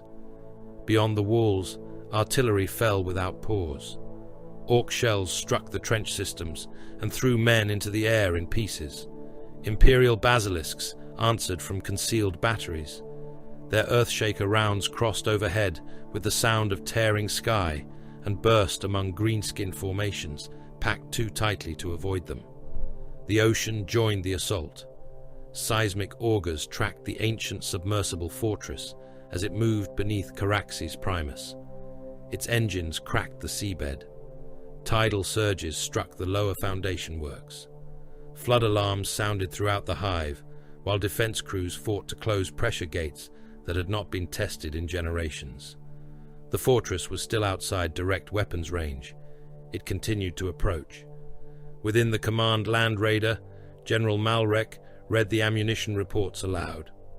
Primary artillery reserves below 12 hours at current expenditure, heavy bolter stock below 9, Lascanon capacitors degrading across the western defense ring. 3 Basilisk groups have exhausted armor-piercing shells. Acastian studied the tactical display. Reduce artillery expenditure against infantry. Malrek looked toward him. The infantry assaults are carrying demolition charges. Use mortars and massed lasfire. Preserve heavy shells for walkers and armor. The outer lines may not hold. They are not required to hold. The general had learned not to ask which lines were intended to survive. The Land Raider reached the principal eastern causeway as another wave of orcs emerged from the smoke. The causeway was more than a kilometer wide. It crossed the poisoned water between the mainland industrial belt and the capital's lowest defensive platform. Freight lines, vehicle lanes, and service galleries ran along its length. Blast walls had been raised across it, but the previous assaults had broken them into islands of ferrocrete and twisted steel. Thousands of Imperial soldiers crowded behind the surviving barricades. Some had lost their units, some had lost their weapons. Many had lost the ability to distinguish an order from a scream. Acastian stepped from the Land Raider. Kelios' squad assembled around him. Brother Sergeant Eurytion studied the defense line. Requests for reinforcement filled the squad channel. The northern wall wanted 4 iron snakes. The lower docks requested 3. The western gun towers demanded apothecary support. The command staff proposed dividing the squad so that each sector could claim the presence of an Adeptus Astartes. Eurytion rejected every request. Keleos remains whole. Malrek approached, his broken hand bound against his chest. My lord, the hive is assaulted across 6 principal sectors. 5 are secondary, Eurytion said. The western wall protects the generator district. The eastern causeway protects access to the hive interior. The enemy may breach elsewhere. Then mortals will hold elsewhere. The general glanced at the 10 armored figures before him. You would place the entire squad here? I will place the squad where it can kill the greatest number of enemies. Eurytion turned toward Acastian. Assessment. The causeway narrows every major approach from the eastern landing fields. Orc armor cannot enter the central hive without crossing it or descending through the submerged freight tunnels. Can the tunnels be denied? They are already flooded. Then this is the undertaking. Idmon stepped forward. Chapter serfs secured the standard of Kelios to the mounting upon his back. The black banner rose above the smoke, displaying the bronze spear descending through the jaws of the sea beast. Its cloth had been scorched during the palace battle. Dark blood marked its lower edge. The soldiers saw it. Men who had begun abandoning the barricades stopped. Some knelt. Others raised their weapons. A commissar opened his mouth to deliver an address. Eurytion spoke first. Any man who retreats past this standard will be killed. The commissar stared at him. No speech followed. No promise of glory. No assurance that the Emperor would preserve them. Only the certainty that the iron snakes would hold their position and that every mortal behind them would do the same, or die facing the wrong direction. The phalanx formed. Combat shields locked rim to rim across the center of the causeway. Bolters rested above them. Sea lances were planted in the broken roadway behind the line, their barbed heads angled toward the approaching mass. Heavy stubber teams moved into gaps between the Astartes positions. Autocannons were dragged onto elevated wreckage. Lascanon crews established firing lanes along the causeway's length. Mortar teams crowded behind collapsed transport vehicles and waited for coordinates. The transformation was immediate. What had been a panicked defense became a weapon. Eurytion raised his sea lance. Range! A mortal spotter answered from a crater behind him. 800 meters. The orcs came through the smoke. Boys ran in a broad, uneven mass, shoulder to shoulder, and several ranks deep. Those behind fired through those ahead. Bullets struck backs, heads, and legs, but the wounded were trampled before they reached the ground. Warbikes accelerated along the outer lanes. Their engines spat flame and oily smoke. Riders leaned over handlebars fitted with rotary guns and curved blades. Behind them came deft dreads. The walkers pushed through the orc infantry, crushing boys beneath their feet. Their spinning blades turned slowly at first, then became circles of blurred metal. 700 meters, the spotter called. Eurytion did not move. Imperial soldiers shifted behind the barricades. Fingers tightened around triggers. 600. The orcs began to chant. Wah! The sound moved across the causeway like pressure. 500. Artillery struck among them. Earthshaker shells opened pits in the advance. Bodies, weapons, and armor rose into the air. Orcs vanished by the score. Those beside them stumbled into the craters and continued forward. 400. The autocannons fired. Warbikes came apart beneath the impacts. One rider lost both legs and remained trapped against the machine as it overturned. Another bike struck a shattered barricade, launched into the air, and landed among the Imperial front rank. Its spinning wheel tore through 3 men before the wreck stopped. 300. Heavy stubbers joined the fire. The causeway filled with rounds. Boys were cut open from chest to pelvis. Heads burst, arms separated. Green blood spread across the roadway and became slick beneath the feet of those behind. 200. The first death dread reached the outer barricade. A Lascannon struck its center mass. Armor melted inward. The machine continued walking, with fire pouring from its hull. Thalion fired his plasma gun. Blue light crossed the causeway. The walker became a glowing outline and collapsed into molten metal. 100. Eurytion lowered his lance. Keleos, fire. Bolters discharged as one. The first rank of orcs exploded. Mass reactive shells entered thick bodies and detonated within them. Chests opened. Torsos burst backward. Bone and organs struck the greenskins behind. The iron snakes did not fire at the closest targets. Their rounds found knobs, banner carriers, rocket crews, and the boys carrying demolition charges. Each kill removed direction, firepower or momentum from the assault. The mortals fired at everything else. Lasfire crossed the causeway in red sheets. Stubbers hammered without pause. Autocannons destroyed bikes, walkers, and crude gun carriages. The orcs reached the barricades. They climbed over their own dead. A boy leapt toward Brother Demote with an axe raised above its head. Demote thrust his sea lance through the creature's abdomen and into the orc behind it. The barbs emerged from the second body. He lifted both from the ground and cast them aside. Orest drove his shield forward. 3 orcs fell beneath it. His power blade moved behind the rim in short, exact strokes.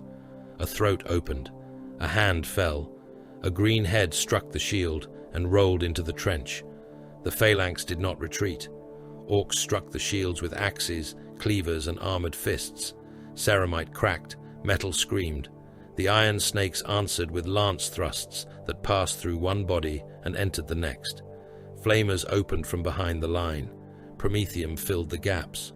Orcs burned inside the press. Their skin blackened and split. Fat ignited beneath muscle. Those behind pushed them forward until the burning bodies were crushed against the shields. A deaf dread reached the center. Its blades tore through a heavy stubber position. Men came apart beneath the rotating metal. Blood sprayed across Keleos' squad. One severed torso struck Idmund's standard and hung there, entrails twisting around the banner pole. Thalion fired. The plasma shot entered the walker's side and burst through its engine. The machine exploded among the orcs. Burning armor fragments crossed the line. One struck a mortal gunner in the face and removed everything above his teeth. Another passed through a soldier's abdomen and embedded itself in the man behind him. The dead were pulled away. Replacements took their places. The assault thickened. Warbikes leapt the broken barricades. One cleared the shield wall and landed among the mortar crews. Its rider swung a hooked blade through 2 men, severing both at the waist. A Castian turned and fired. The bolter shell entered the rider's back and detonated through its chest. The bike continued forward without control, struck an ammunition stack, and vanished inside the resulting blast. The phalanx closed again. A meganob entered the line. It was larger than the warriors around it, encased in slabs of crude, powered armor. Pistons moved along its limbs. One arm ended in a rotating gun. The other carried a powered claw large enough to close around an Astarte's torso. It fired into the shields. Rounds struck Acastian's position. His damaged combat shield split further. The meganob charged through the fire and seized the shield's edge with its claw. Acastian locked his arm. The orc tore the outer half away. The powered claw returned. It entered Acastian's side beneath the ribs. Ceramite broke. Metal fingers passed through armor, muscle, and organs. Blood filled the gap around the weapon. Warning runes flooded his vision. The meganob lifted him. Acastian trapped the claw inside his own body. His muscles contracted around the weapon. His secondary heart increased output. Armor systems locked his torso in place. The orc pulled. The claw did not come free. Acastian drew his power blade. He struck the meganob's elbow joint. Once, twice. The energized edge cut through armor, cable, and bone. The arms separated. Acastian fell with the claw still embedded in his side. The meganob stared at the severed limb. Acastian rose. He drove the broken rim of his shield into the orc's face. The first blow crushed the jaw. The second broke the tusks and forced them through the cheeks. The third drove the front of the skull inward. Acastian struck until the head became a mass of flattened bone, blood, and metal fragments. The meganob collapsed. Phorian was beside Acastian before it reached the ground. The apothecary grasped the severed claw and cut through the powered joints. Remain still. No. Phorian removed one metal finger at a time. Blood poured from the wound. He injected coagulants, sealed ruptured organs, and locked armor plates across the opening. Primary heart unaffected, secondary lung damaged, combat efficiency reduced. Acastian reloaded his bolter. Acceptable. He returned to the line while Phorian was still sealing the wound. The mortal regiments were cycled through the killing zone. Companies that had lost half their strength were not withdrawn. They were moved behind the Iron Snakes, where they reloaded magazines, carried ammunition, and replaced fallen shield crews. Men collapsed from exhaustion. Those who could not rise were trampled by the next formation. One regiment entered the causeway with 4,000 soldiers and left the front rank with fewer than 900. They were given fresh power cells and sent back into position. The Iron Snakes measured endurance in ammunition and bodies, not courage, not grief. A unit remained useful while it could fire, carry, dig, or block a path with its dead. The orc assault began to break beneath the capital's guns. Bodies covered the causeway. They formed ridges around wrecked vehicles and barricades. Later waves climbed over them and found themselves forced into narrower lanes between mountains of their own dead. Eurytion saw the change. The greenskins had begun seeking routes along the edges of the causeway. "Open the central barricades," he ordered. General Malrek heard the command over the vox. "My lord, the barricades are holding them. They are directing them away from the killing ground. Opening them will invite another massed assault." "Yes." The demolition charges fired. Sections of the central barrier collapsed inward. A clear path opened through the Imperial line. The orcs saw it. Their roars grew louder. The next wave turned toward the gap exactly as Eurytion intended. Artillery coordinates were already fixed. Heavy weapons were already aimed. The Iron Snakes waited at the end of the corridor. The capital guns fired. The causeway vanished beneath explosions. Thousands of orcs died inside the open lane. Bodies burst into fragments. Walkers overturned. War bikes became burning wheels without riders. The survivors continued forward through liquefied flesh until the dead rose knee-deep around them. Then the world tilted. At first, Acastian believed the causeway had suffered a structural strike. The roadway leaned beneath him. Wreckage began sliding toward the ocean. Men lost their footing. Orc corpses rolled across the line in a red and green mass. The seismic alarms became continuous. Far below, the submersible fortress had fired. its primary cannon discharged into the foundation pylons beneath Caraxes Primus. The impact traveled through the hive. Whole districts shifted. Towers leaned toward the sea. Bridges snapped between them. Hab blocks broke from their foundations and slid into the lower levels, carrying millions of inhabitants inside. The ocean rose to meet them. A wall of black water struck the capital's base. Eurytion opened the squad channel. Keleos withdraws from the causeway. Malrek stared at him. The line will fail. It has completed its purpose. Eurytion looked toward Acastian. You found the fortress. Yes. You will enter the lower structure. Acastian watched another district slide from the hive and disappear into the sea beneath a cloud of dust, fire, and screaming Vox traffic. Objective? Reach the weapon. Then, destroy it from within. The causeway tilted further. Behind them, the capital began to fall. Caraxes had become a single battlefield divided by oceans. Every major region of the world was at war. Billions of soldiers, laborers, prisoners, servitors, and armed civilians filled trenches cut through hive plazas, manufacturing floors, transit tunnels, refinery decks, and floating fortresses.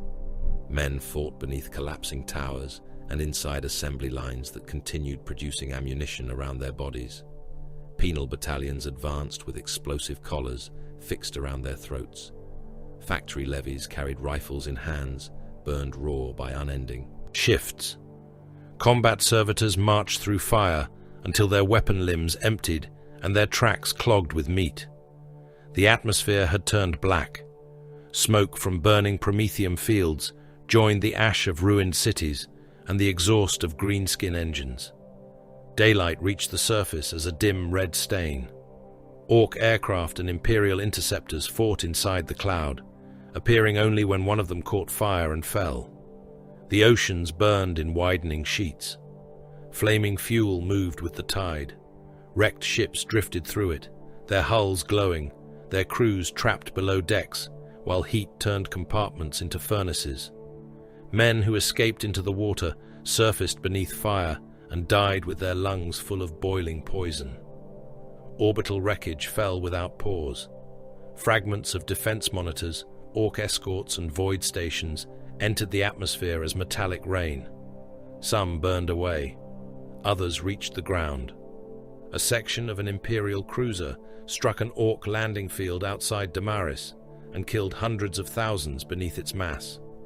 3 hours later, the vessel's reactor failed and destroyed the Imperial counterattack assembling nearby. No one upon Caraxes could look toward the sky without seeing something die. The 4 bastions fought 4 different wars. At Damaris, the Greenskins drove an armored spearhead through the outer districts. Looted tanks, battle wagons, and walkers advanced behind walls of scrap. Imperial armor met them in streets too narrow for maneuver. Lehman Russ tanks fired at distances measured in hull lengths. Baneblade cannon shells passed through orc vehicles and continued into the buildings beyond. Crews burned inside their machines, while infantry climbed over the wrecks and fought with bayonets, cleavers, and entrenching tools. At Ophion, the first greenskin assault had been broken. The spores remained. Fungal growth spread through ventilation systems, water reclamation tanks, and corpse pits. Pale shoots emerged from the mouths of the dead. Squigs hatched inside storage vaults. Gretchen crawled from drainage pipes with knives in their hands. Entire districts were placed under quarantine and burned, but the infestation returned wherever orc blood had touched soil. At Tyrak, a captured weird boy had broken free inside the command cathedral. Its psychic eruption killed the governor, his generals, and every astropath within the upper hive. Green lightning continued to move through the city's power grid. Workers heard voices in electrical machinery. Soldiers turned their weapons upon officers who had begun speaking in Orcish.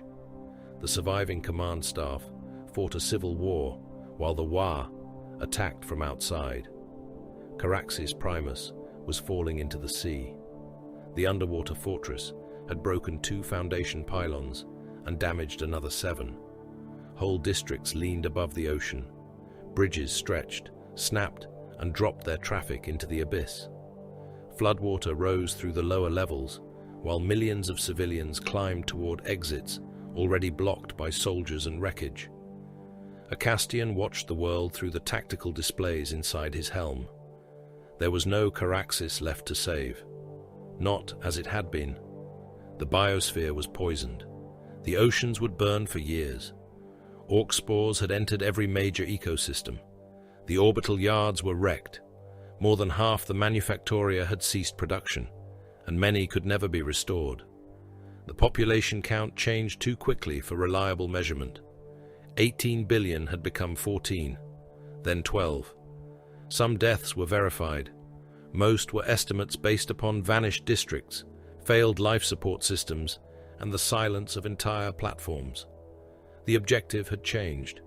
The Imperium did not require Caraxes to remain whole. It required enough of Caraxes to remain useful, enough manufactoria to rebuild the rest, enough Prometheum infrastructure to supply neighboring campaigns, enough men to labor, breed, and fight, enough weapons to make the sacrifice matter. Acastian opened the planetary command channel, while Kelios' squad moved toward the lower hive. Report. General Malrek answered first. Damaris outer armor line reduced to 1/3 strength. Enemy breakthrough expected within the hour. Withdraw the surviving Baneblades to the inner causeway. The infantry screen will be exposed. Correct. They will be overrun.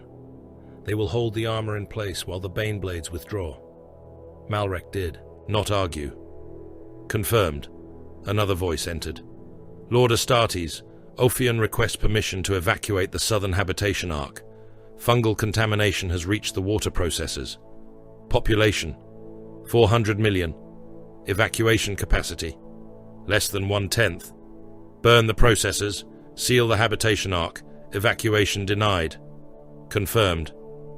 The officer spoke the word without hesitation.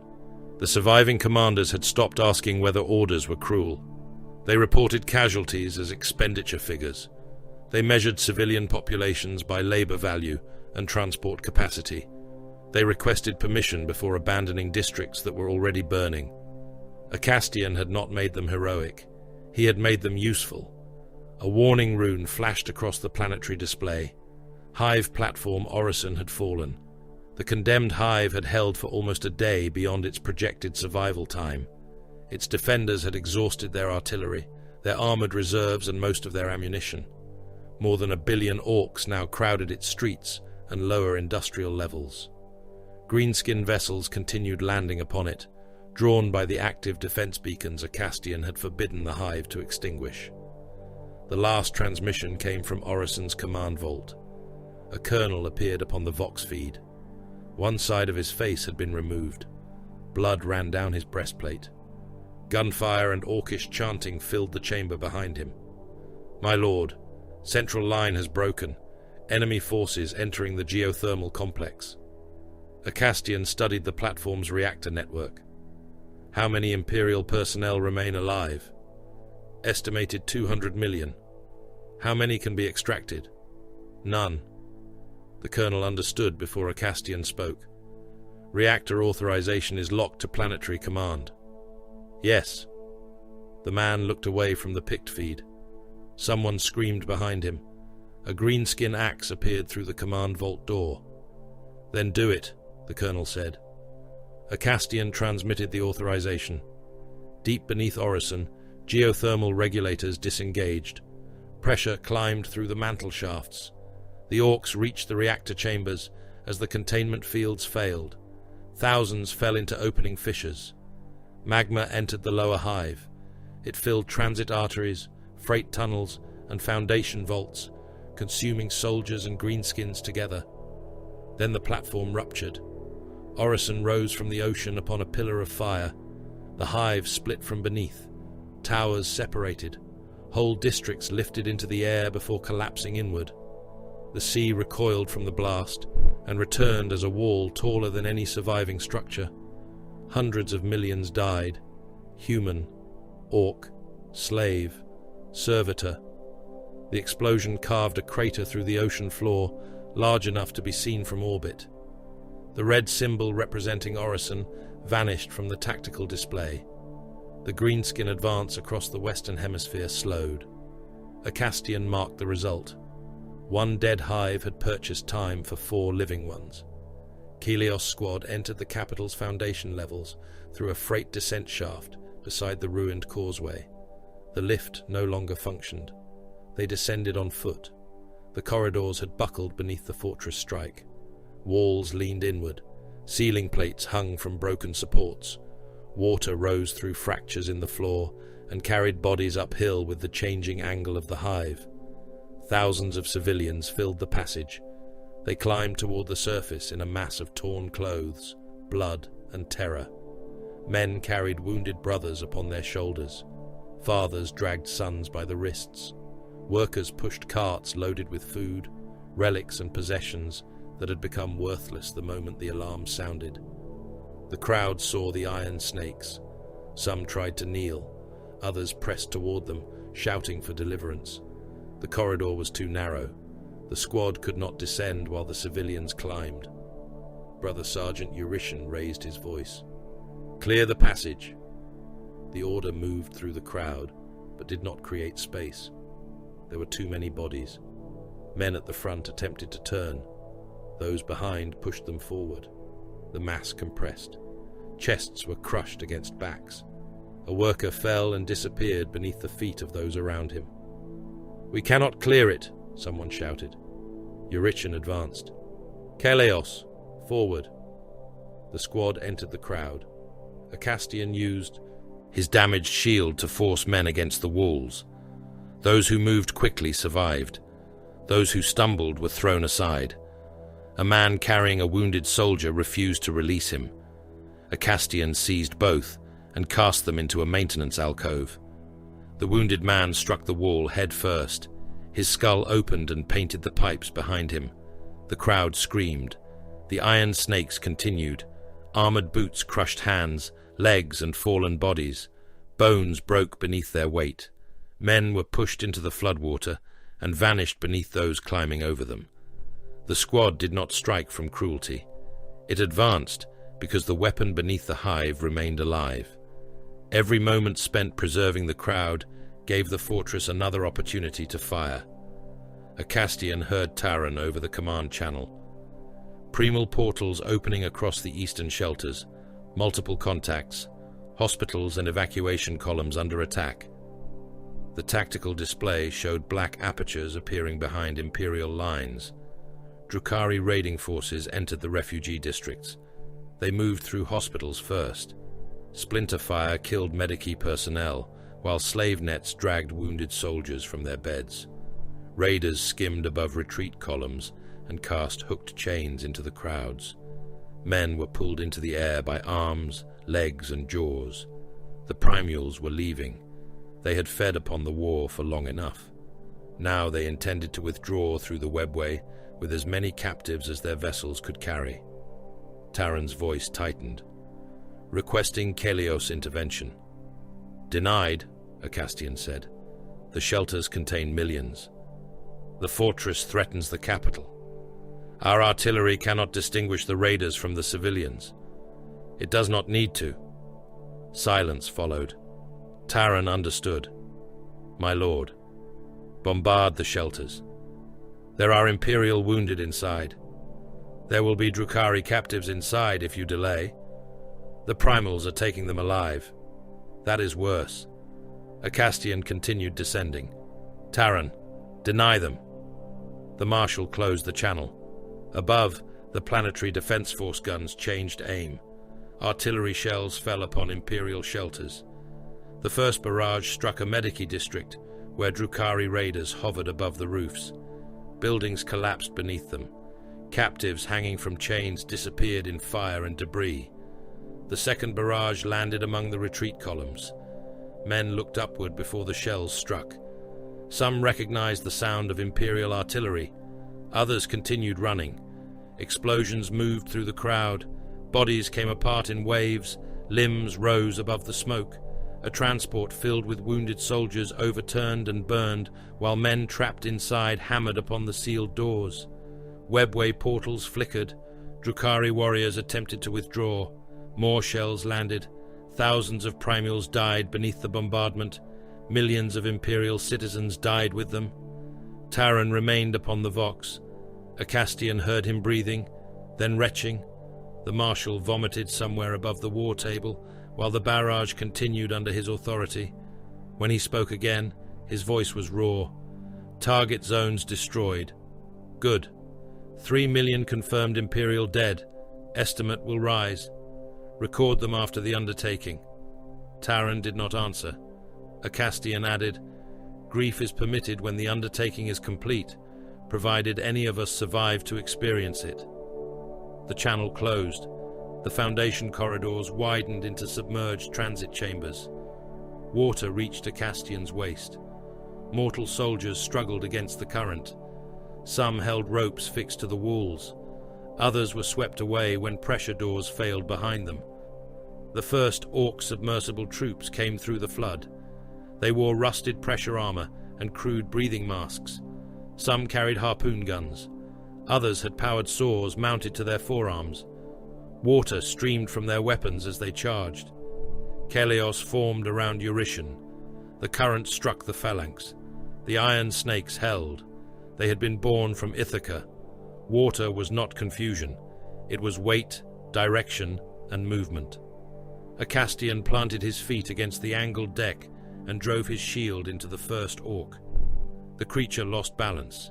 His sea lance entered its throat and emerged through the back of the pressure hood. Bolters fired at close range. Mass reactive shells burst inside green-skinned bodies and filled the water with organs, armor fragments, and dark blood. A rusted walker pushed through the flood behind them. Its upper hull scraped the ceiling. Rotating blades tore mortal soldiers apart and churned the water red. Thalion fired his plasma gun. The shot struck the walker's hull. Water flashed into steam. The machine exploded behind a wall of white vapor. Metal fragments crossed the chamber. One severed an Orc at the waist. Another removed the head of a Planetary Defense Force trooper standing behind the iron snakes. Massive cyborgs followed. Their bodies had been rebuilt for the pressure beneath the sea. Pistons replaced legs.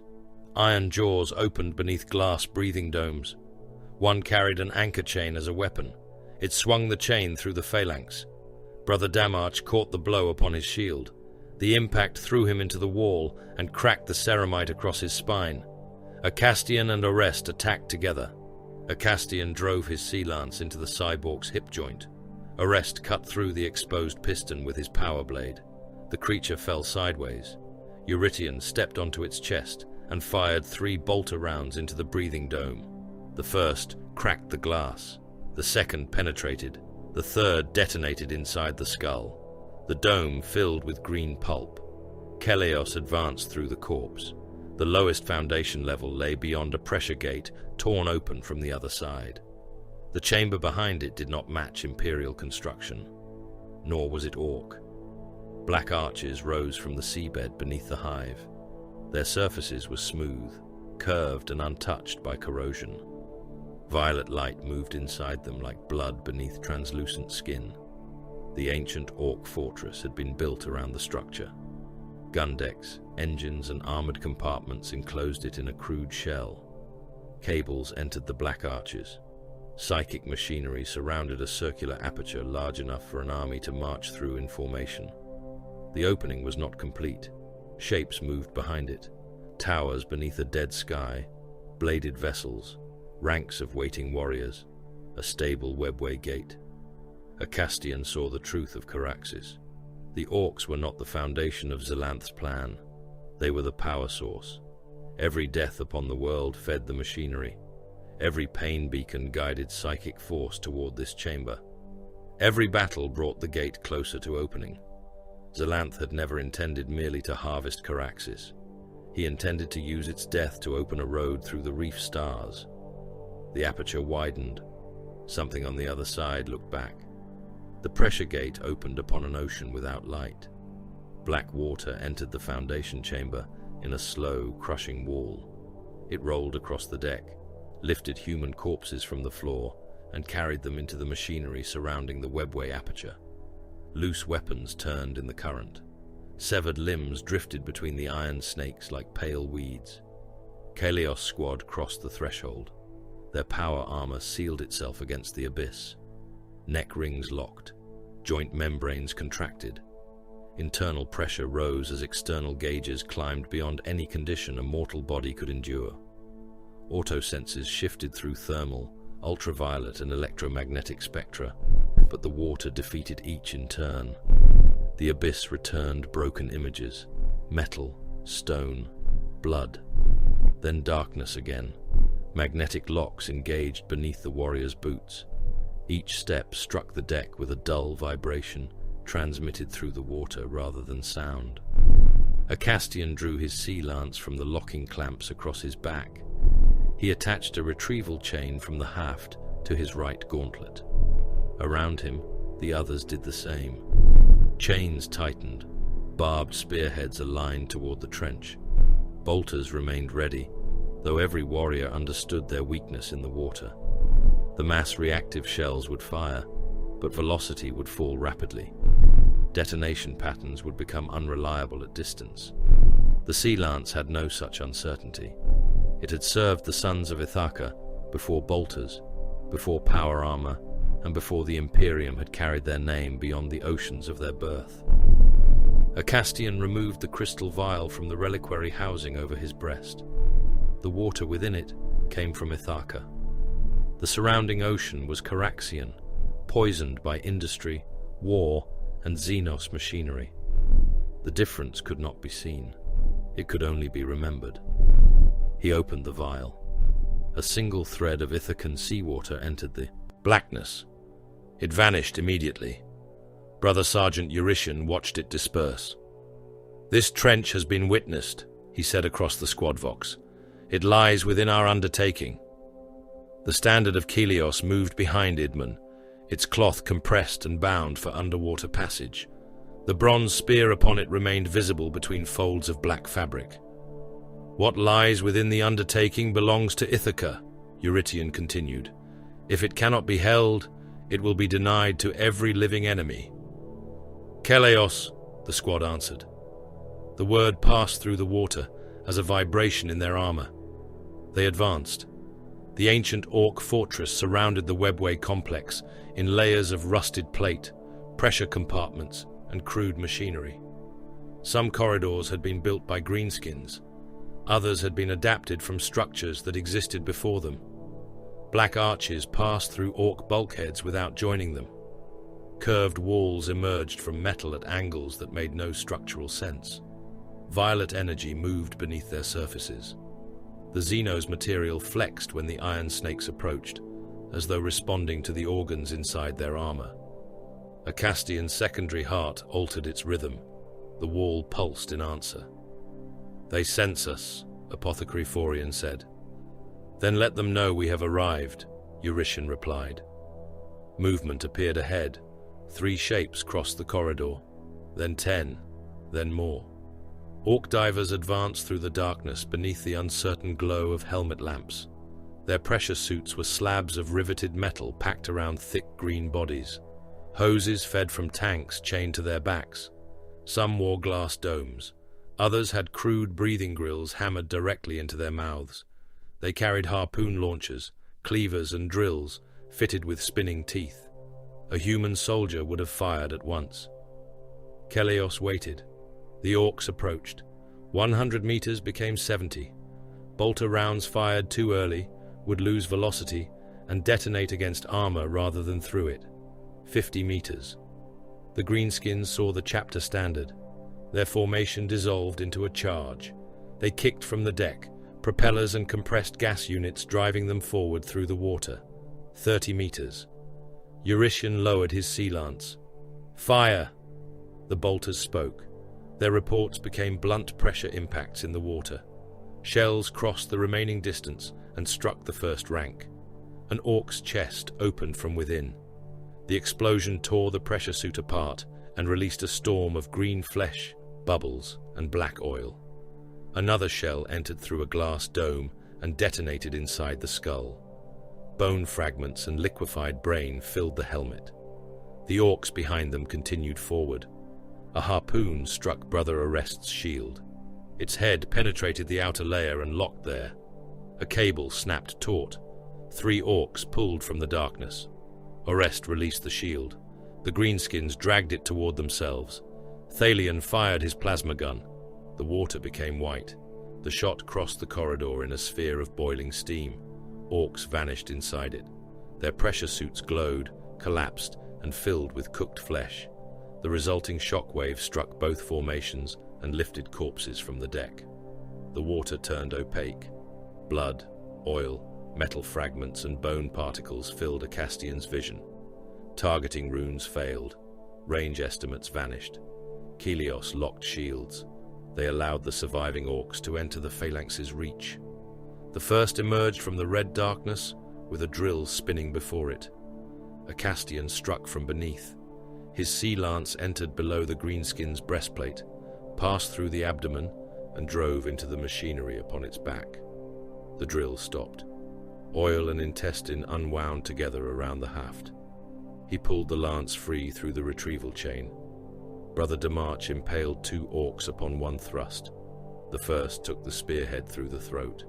The barbs emerged from its spine and entered the creature behind it. Damarch drove both bodies into the deck and planted one armored boot upon them while he tore the weapon loose. Chain blades could not swing freely in the heavy water. Sea lances required only alignment and force. The iron snakes killed with straight thrusts, short withdrawals, and the patience of hunters beneath Ithaca.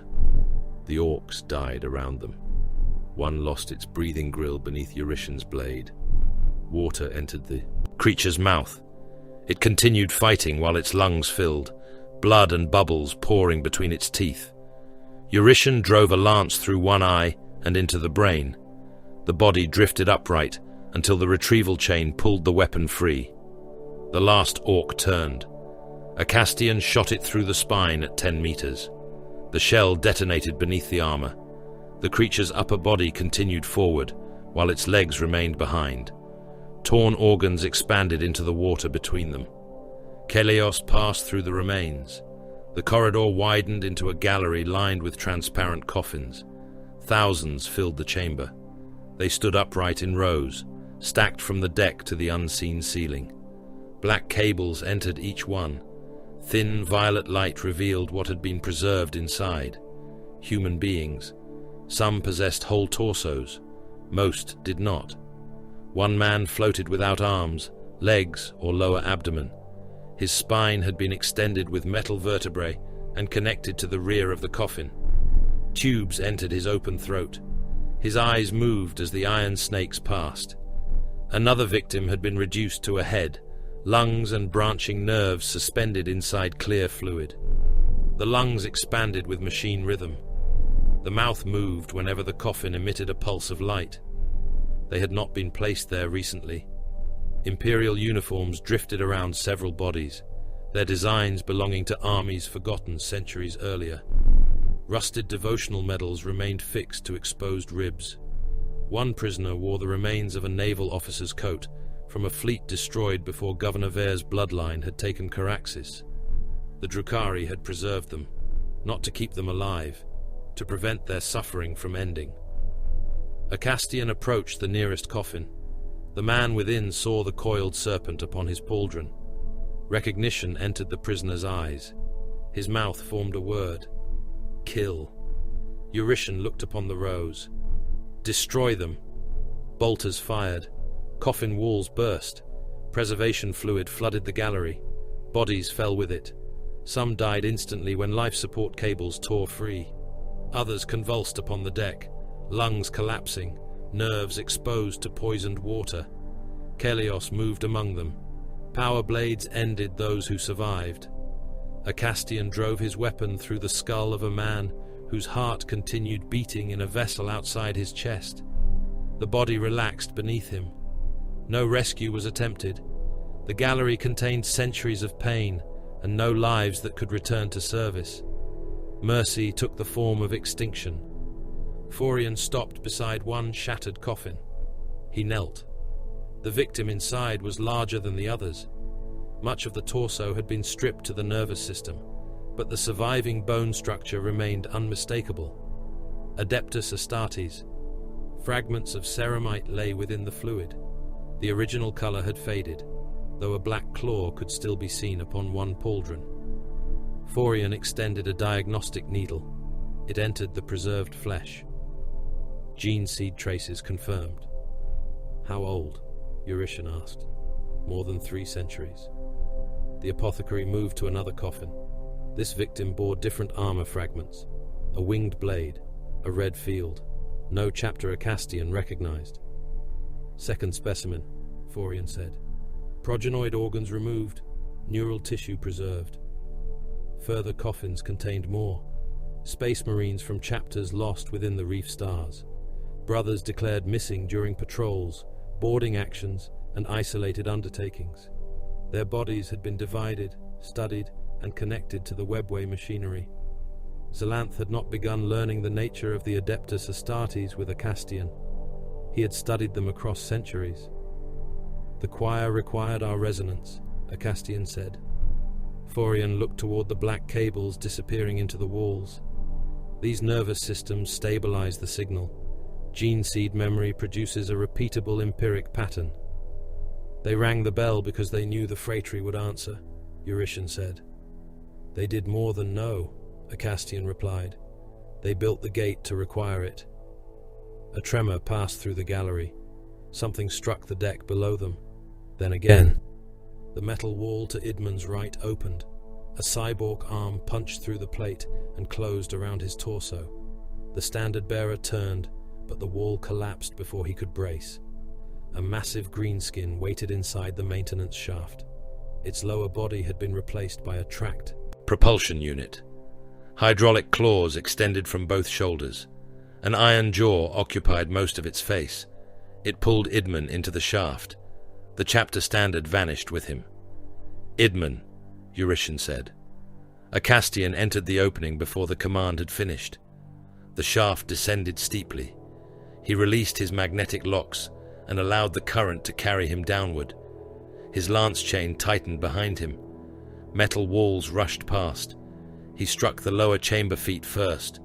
The cyborg stood in waist-deep machinery beneath an air pocket trapped below the gallery. Water fell around it in curtains. Idmund lay between its claws. The greenskin had torn him in half. His legs remained beneath one track assembly. His torso hung from the cyborg's right arm.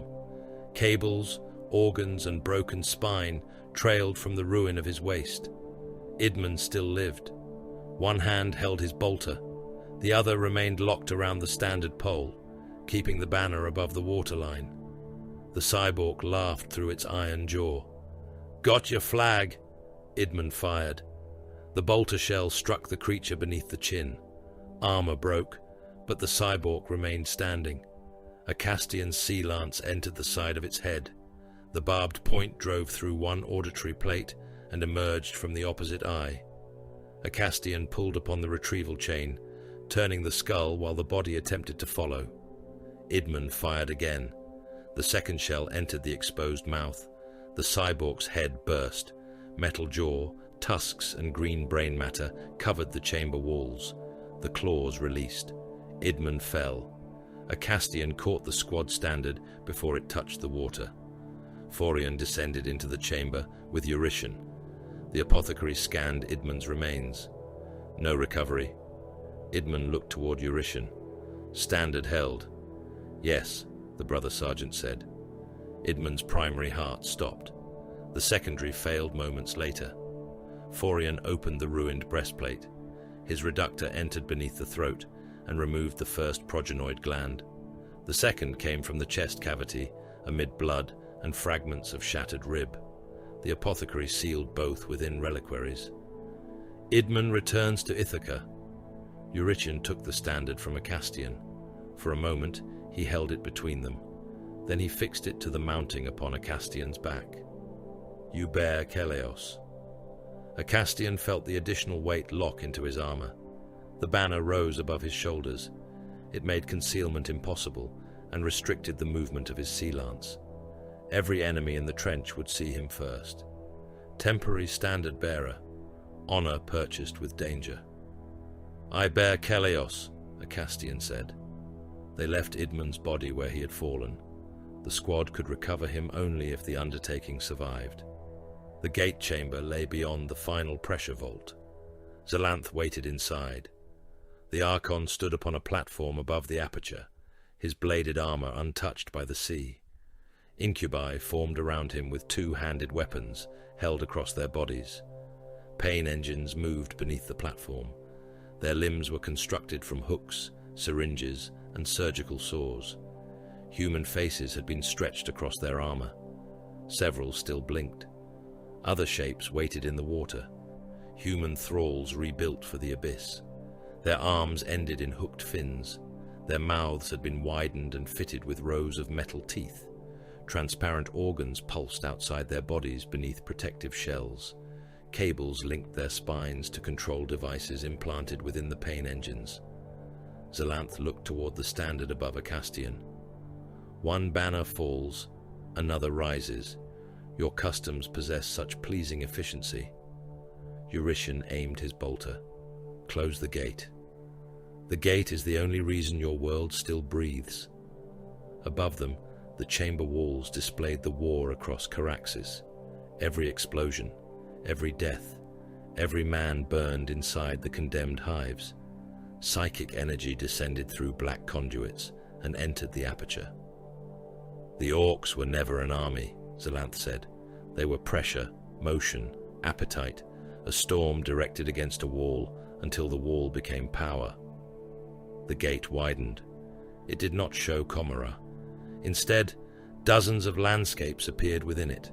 Imperial settlements, refinery moons, shrine worlds, defense stations, reef stars worlds protected by ancient compacts with Ithaca.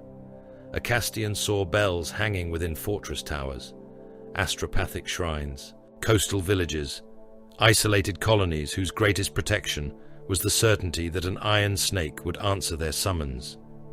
"The gate joins a chain," Zalanth said. "Hidden apertures placed across your precious reef stars over centuries. When stabilized, distance will cease to defend them." One image showed a lone iron snake descending from a cutter. Drukhari shadows waited beneath him. "No more warning," the Archon continued. "No more time for your freightory to measure a threat. We will open a world, harvest it, and vanish before Ithaca sends even one warrior." A Castian understood the final purpose. Zalanth did not merely want slaves. He wanted to make the chapter's promise meaningless. Every world protected by the one warrior doctrine would become an unlocked door. Eurytion raised his sea lance. "Keleos, kill them." Zalanth touched the control arch. The gate opened. Water struck the chamber with the force of a collapsing ocean. Ranks of Drukhari warriors appeared within the aperture and surged forward upon the tide. Incubi, Cabalites, and blade-limbed constructs entered through violet light. The iron snakes fired. The current tore the phalanx apart. A Castian's magnetic locks failed. He struck the chamber wall, the squad standard twisting above him. His sea lance chain wrapped around one arm. Eurytion remained at the center of the gate. A hooked weapon entered his shoulder. Another caught behind his knee. He cut one attacker apart, but the tide lifted him from the deck. A Castian reached toward him. Their gauntlets came within a hand's breadth. The current carried Eurytion backward. The brother sergeant disappeared through the webway gate among the Xenos warriors. Violet light closed around him. Then the aperture collapsed to a narrow wound, and Eurytion was gone. Violet light closed around brother sergeant Eurytion. The webway aperture narrowed behind him, leaving only a wound of black radiance suspended above the flooded deck. Through it came the echo of distant screams, the clash of blades, and the thin laughter of Archon Zalanth. A Castian reached the gate after it had contracted beyond the width of his shoulders. His gauntlet struck the curved frame. The structure answered with a pulse that passed through his armor, his bones and the organs within his chest. Warning runes filled his vision. His secondary heart stumbled, recovered, and began beating in time with the violet light. Eurytion was alive. The squad channel still carried fragments of his transponder signal from somewhere beyond the aperture. Acastian turned away. He did not call the brother sergeant's name. He did not order an immediate pursuit. The gate chamber remained filled with enemies. Pain engines crawled from the black machinery on hooked limbs. Incubi advanced through the water. Human thralls swam between them, their altered hands opening into barbed nets. The undertaking remained incomplete. Acastian raised the standard of Keleos above the flood. "Keleos," he said. The surviving brothers formed around him. Apothecary Phorian turned his helm toward the gate. "Eurytion lives." "Yes." "Command passes." Acastian understood. The squad required direction before grief, rescue, or vengeance. Damarch and Arrest hold the eastern support. Minutes and Ariston take the western arch. Thalion destroys every power conduit feeding the aperture. Phorian remains central. Brother Brontes looked toward the narrowing gate. "And Eurytion?" "I will pursue him." The answer came without pause. "You will not follow unless ordered. The gate is the objective. Destroy it, even if I remain beyond it." No brother objected. Acastian's first command of Keleos was an order to abandon its sergeant. The pain engines attacked. One came low through the water, its body assembled from black metal and stretched human flesh. Faces covered its flanks. Some mouthed prayers. Others screamed as the machine's limbs moved. Damarch drove his combat shield into the creature's prow. Hooks tore grooves across the ceramite. A surgical arm unfolded above the shield, its blade rotating toward his neck seal. Arrest thrust his sea lance beneath the machine's armored ribs. The barbed point struck something living inside. Blood entered the water. The engine convulsed. The human faces across it opened their mouths together. Thalion fired. Plasma crossed the flooded chamber and entered the wound. The machine became a white shape beneath the water. Its armor melted inward. The flesh stretched across it blackened, split and dissolved from the frame. Incubi reached the phalanx. Their two-handed blades moved with impossible speed, cutting through water as though it were air. One struck Brother Minutes across the breastplate. The energized edge opened ceramite and exposed the black carapace beneath. Minutes trapped the weapon against his shield. Ariston drove his short blade through the incubus's throat. The head remained attached by a strip of flesh. Dark blood pulsed into the current while the body continued struggling. Ariston struck again. The head came free. Across Caraxes, the final Imperial offensive began. General Malrek committed every reserve still capable of movement. Lehman Russ companies advanced from the surviving bastions beneath a sky filled with burning wreckage. Many tanks had no infantry screen. Others carried factory militia clinging to their hulls because no transport remained. Basilisks fired until their barrels split. Manticores launched their final rockets and were abandoned beside empty ammunition cradles. Field artillery crews loaded shells by hand after their autoloaders failed. Men crushed their fingers beneath breech mechanisms and continued working with the bones exposed. Penal battalions entered the minefields. They moved in dense ranks beneath the aim of commissars and automated gun towers. Orc mines tore men apart by the hundred. The survivors walked across the bodies. Explosive collars detonated whenever a prisoner turned back, scattering heads and fragments of spine across those behind him. The minefields became roads made from human flesh. Combat servitors followed. They did not seek cover. They marched into greenskin gun lines while autocannon rounds removed limbs and opened torsos. Those that retained one weapon continued firing. Those that lost both arms advanced until destroyed, forcing the orcs to expend ammunition upon machines incapable of fear. The attack was not intended to conquer ground. It existed to hold the Waa's attention. Every greenskin facing the human armies was one that could not descend into the abyssal fortress.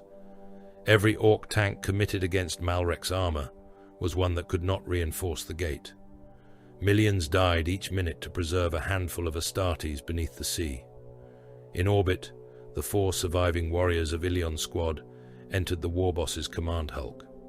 Their boarding torpedo struck the vessel above an ammunition deck and buried itself beneath layers of looted armor. The assault doors opened into a chamber filled with smoke, shell casings, and roaring greenskins.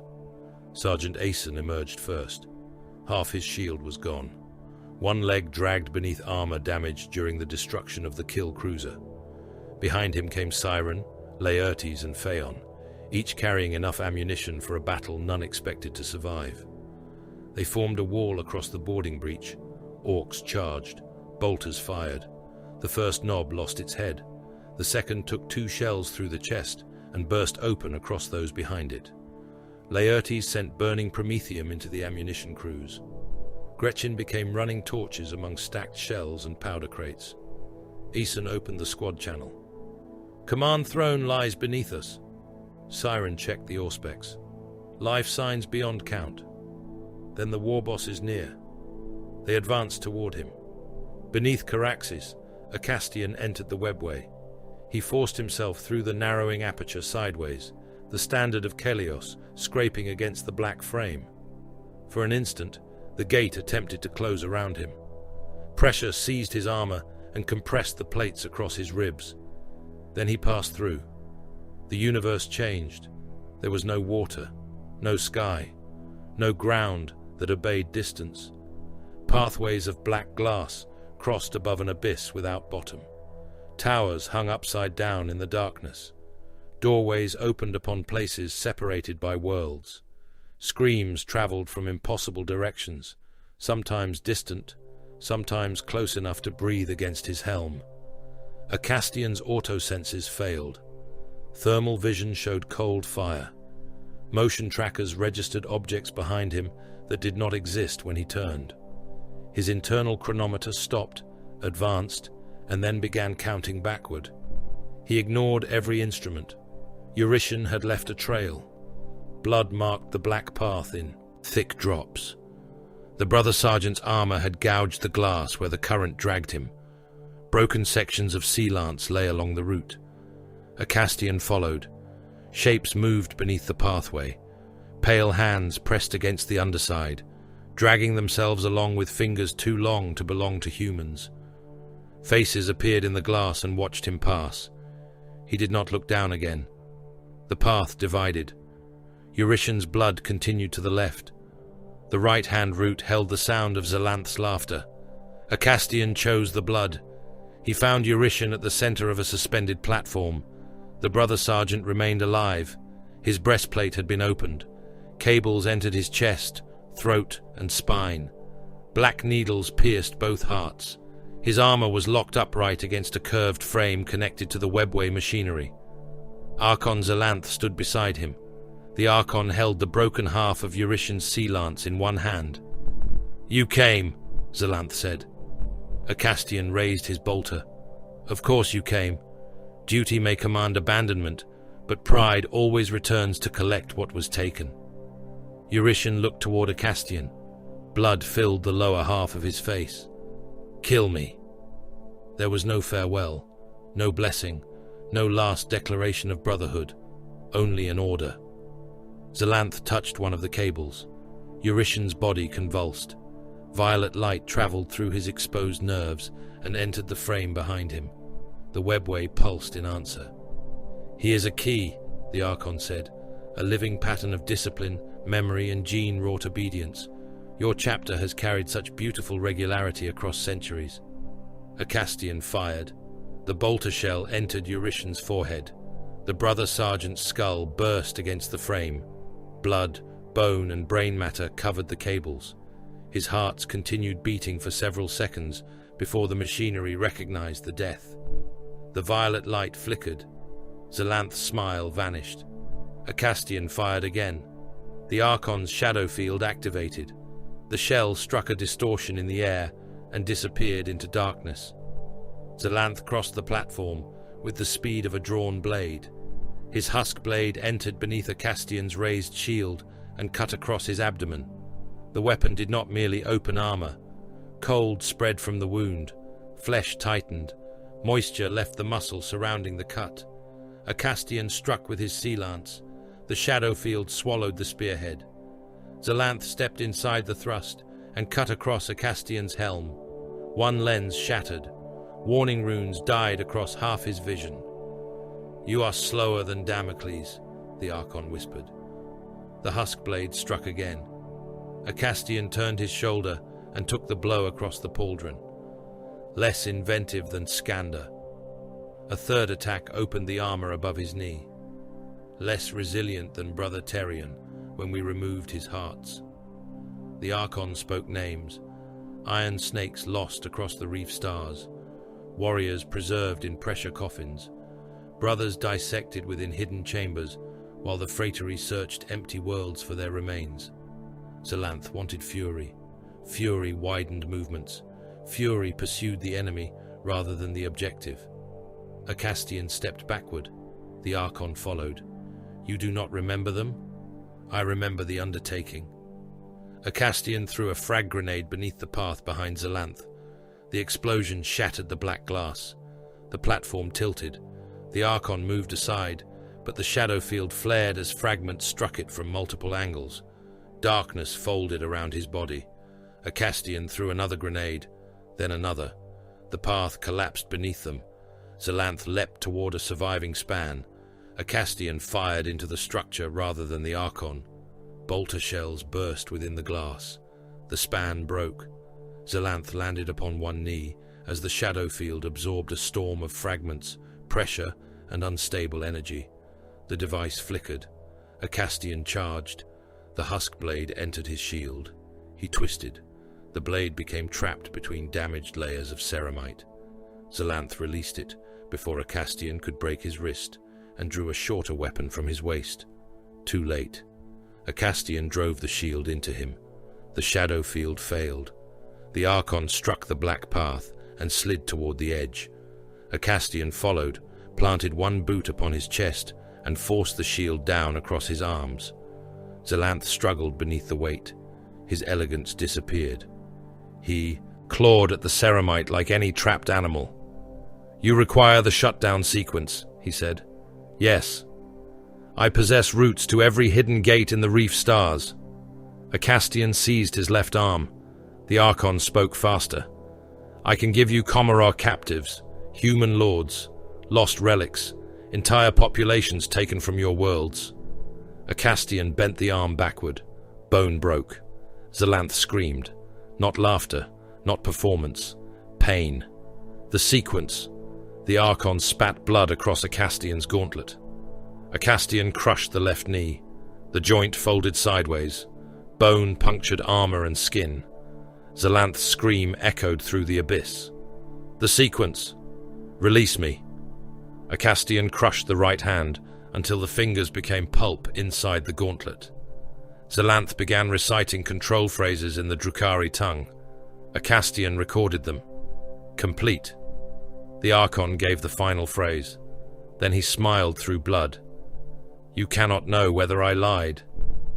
Acastian took Eurytion's broken sea lance from the platform. "I will know soon." He drove the shattered weapon through Zalanth's throat. The point entered beneath the jaw and emerged from the back of the neck. Acastian forced it deeper until the Archon's skull struck the black path. Zalanth's blood spread around the spear. The webway trembled. In the command hulk, Ilion's squad reached war boss Grud's Skulltide. The chamber had been built from the bridge of an Imperial battleship and the armor of a dozen conquered vessels. Guns lined the walls. Knobs crowded every gantry. At the center stood the war boss. Grud Skulltide was larger than any orc Aeson had seen. Tank plates covered his chest. One shoulder bore the turret of a wrecked Leman Russ. His powered claw could have closed around a dreadnought's arm. He laughed when he saw the 4 iron snakes. "Only 4? Aeson raised his bolter. "Enough!" The Nobs charged. Ilion did not attempt to kill them all. Siren and Phaon fired into the gantry supports. Laertes burned the ammunition feeds leading into the chamber. Eason drove directly toward the war boss, while the others planted charges among shell elevators and powder magazines. The orcs surrounded them. Siren disappeared beneath cleavers and gunfire. Phaon detonated his grenades inside a knot of knobs, taking their limbs and his own body with them. Laertes reached the final ammunition control. He opened every loading gate. Shells began feeding into already full chambers. Eason locked the bridge doors. Grud Skulltide seized him by the throat. "Gotcha now." Eason activated the charges. "No," he said. "We have you." The command hulk exploded. In the abyss, Kalios received a Castian's shutdown sequence. Forian transmitted it into the gate supports. The black arches began collapsing. Damarch and Arrest reached through the aperture as a Castian approached from the webway. They seized his arms and dragged him through, while the dimension behind him folded inward. The gate imploded. The ancient fortress followed. Black arches bent toward a point that possessed no physical space. Orc armor, engines, bodies, and seawater were pulled with them. The submersible fortress folded inward as though crushed inside an invisible fist. Then, the pressure released. The ocean struck Caraxes Primus from below. Foundation levels vanished. Entire lower districts collapsed into the water. Tsunamis spread across the hemisphere. Drowning armies, forge islands, and coastal settlements already broken by war. At the same moment, the command hulk died in orbit. Its ammunition magazines ignited in sequence. The explosion consumed the war boss, the surviving knobs, and every iron snake aboard. Fire spread through the surrounding orc fleet. Ships collided as command signals vanished. The Wah lost its head. It did not die. Across Caraxes, more than 100 million greenskins remained alive. They fought without unity, but they continued fighting. The surviving Imperial armies had exhausted most of their ammunition, armor, and men. 3 bastions still stood. One was burning. Another was infested. The capital leaned into a poisoned sea. General Malrek's voice entered the squad channel. "My Lord Acastian, the enemy command is broken. Our own strength is nearly spent." Acastian stood beneath the falling ruins of the gate chamber, with Eurytion's blood upon his armor and the standard of Kelios above him. The tactical display showed what remained of Caraxes, not a world, a carcass still capable of production. Malrek waited. "Do we continue?" Acastian looked upon the surviving manufactoria, Prometheum fields and population reserves. He measured the dead. He measured what remained. Then he decided whether Caraxes was still worth the price of salvation. Caraxes remained alive because the Imperium possessed a definition of life broad enough to include ruin. 3 hive platforms still functioned. Their void shields flickered. Their towers leaned. Their lower districts were drowned, burned, or filled with fungal growth. Yet power continued to move through their reactors. Manufactoria still produced shells. Defense batteries still tracked the sky. Men still reported for labor beneath overseers, armed with shock mauls and execution warrants. The orbital yards had become a ring of wreckage. Broken docks turned above the planet among frozen corpses, shattered attack craft, and the remains of ships from both fleets. The largest surviving station retained 1 launch bay, 2 loading cranes, and enough pressure-sealed compartments to house arriving troops. The oceans were poisoned. Prometheum burned beneath their surfaces. Orc spores drifted through the tides. Entire marine ecosystems floated dead along the coasts. Their swollen bodies gathered against sea walls in rotting masses. More than half the population of Caraxes had died. The exact number no longer mattered. There were still workers. There were still soldiers. There were still men capable of fathering the generations that would replace those consumed by the war. Acastian stood within the damaged command land raider and reviewed the surviving world. The tactical display showed manufactoria capable of restoration, defense batteries capable of recalibration, and Prometheum fields deep enough to justify every life already spent. The 4 bastions had become 3. Damaris continued fighting in its western districts. Ophion had sealed 1/3 of its population behind quarantine walls. Caraxes Primus leaned into the sea, but retained the central command network. By imperial measure, the world remained viable. General Malrek entered the compartment with Marshal Taran and 3 officers from the surviving planetary command. Malrek's broken hand had been enclosed within an augmetic brace. His uniform was stiff with dried blood. "My lord," he said, "the Voidmasters request authorization for civilian evacuation." Denied. The answer came before the general could display the transport estimates. Malrek no longer argued immediately. He placed the data upon the hololith. Contamination is spreading along the Eastern Ocean. Several habitation districts will become uninhabitable within weeks. They will be abandoned locally. The population wishes to leave the planet. The population will remain. Every vessel currently in orbit could carry refugees. Every vessel will carry ammunition, replacement troops, and purification equipment. Taran watched Acastian without speaking. The Marshal's face had aged during the war. His surviving eye was red from exhaustion. The bionic remained unchanged. Malrek lowered his voice. "Some of these men have lost their homes, their families, and their regiments. They retain their world. They may not consider that a mercy. Mercy is irrelevant." Acastian enlarged the contamination map. "Those exposed to irreversible Xenos corruption will be identified and destroyed. Those who remain capable of labor will rebuild. Caraxes will resume production before the neighboring campaigns exhaust their reserves." One of the officers swallowed. "How long until production returns?" "However long obedience requires." No further request for evacuation was made.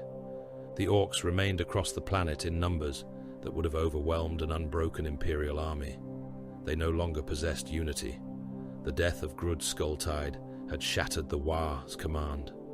Rival Nobs seized ships, armored columns, and landing zones. Each declared himself the next war boss. Each claimed that the others had fled the final battle or betrayed Skulltide to the Humies. Acastian ensured those suspicions became certainty. Captured glyphs were painted upon wrecked vehicles and placed where rival factions would find them. False Vox transmissions were broadcast in crude Orcish voices. Supply convoys were allowed to escape toward one clan after being visibly attacked by another. The deception did not need subtlety. Orcs understood insult more readily than evidence. One transmission announced that Nob Gazdrek had called Nob Urgel a weak little grot who hid behind meganobs because he could not survive a real fight. Another claimed that Urgel had stolen Skulltide's teeth before the command hulk exploded. Within an hour, the 2 largest surviving clans turned their artillery upon one another. Their battle lasted through the night.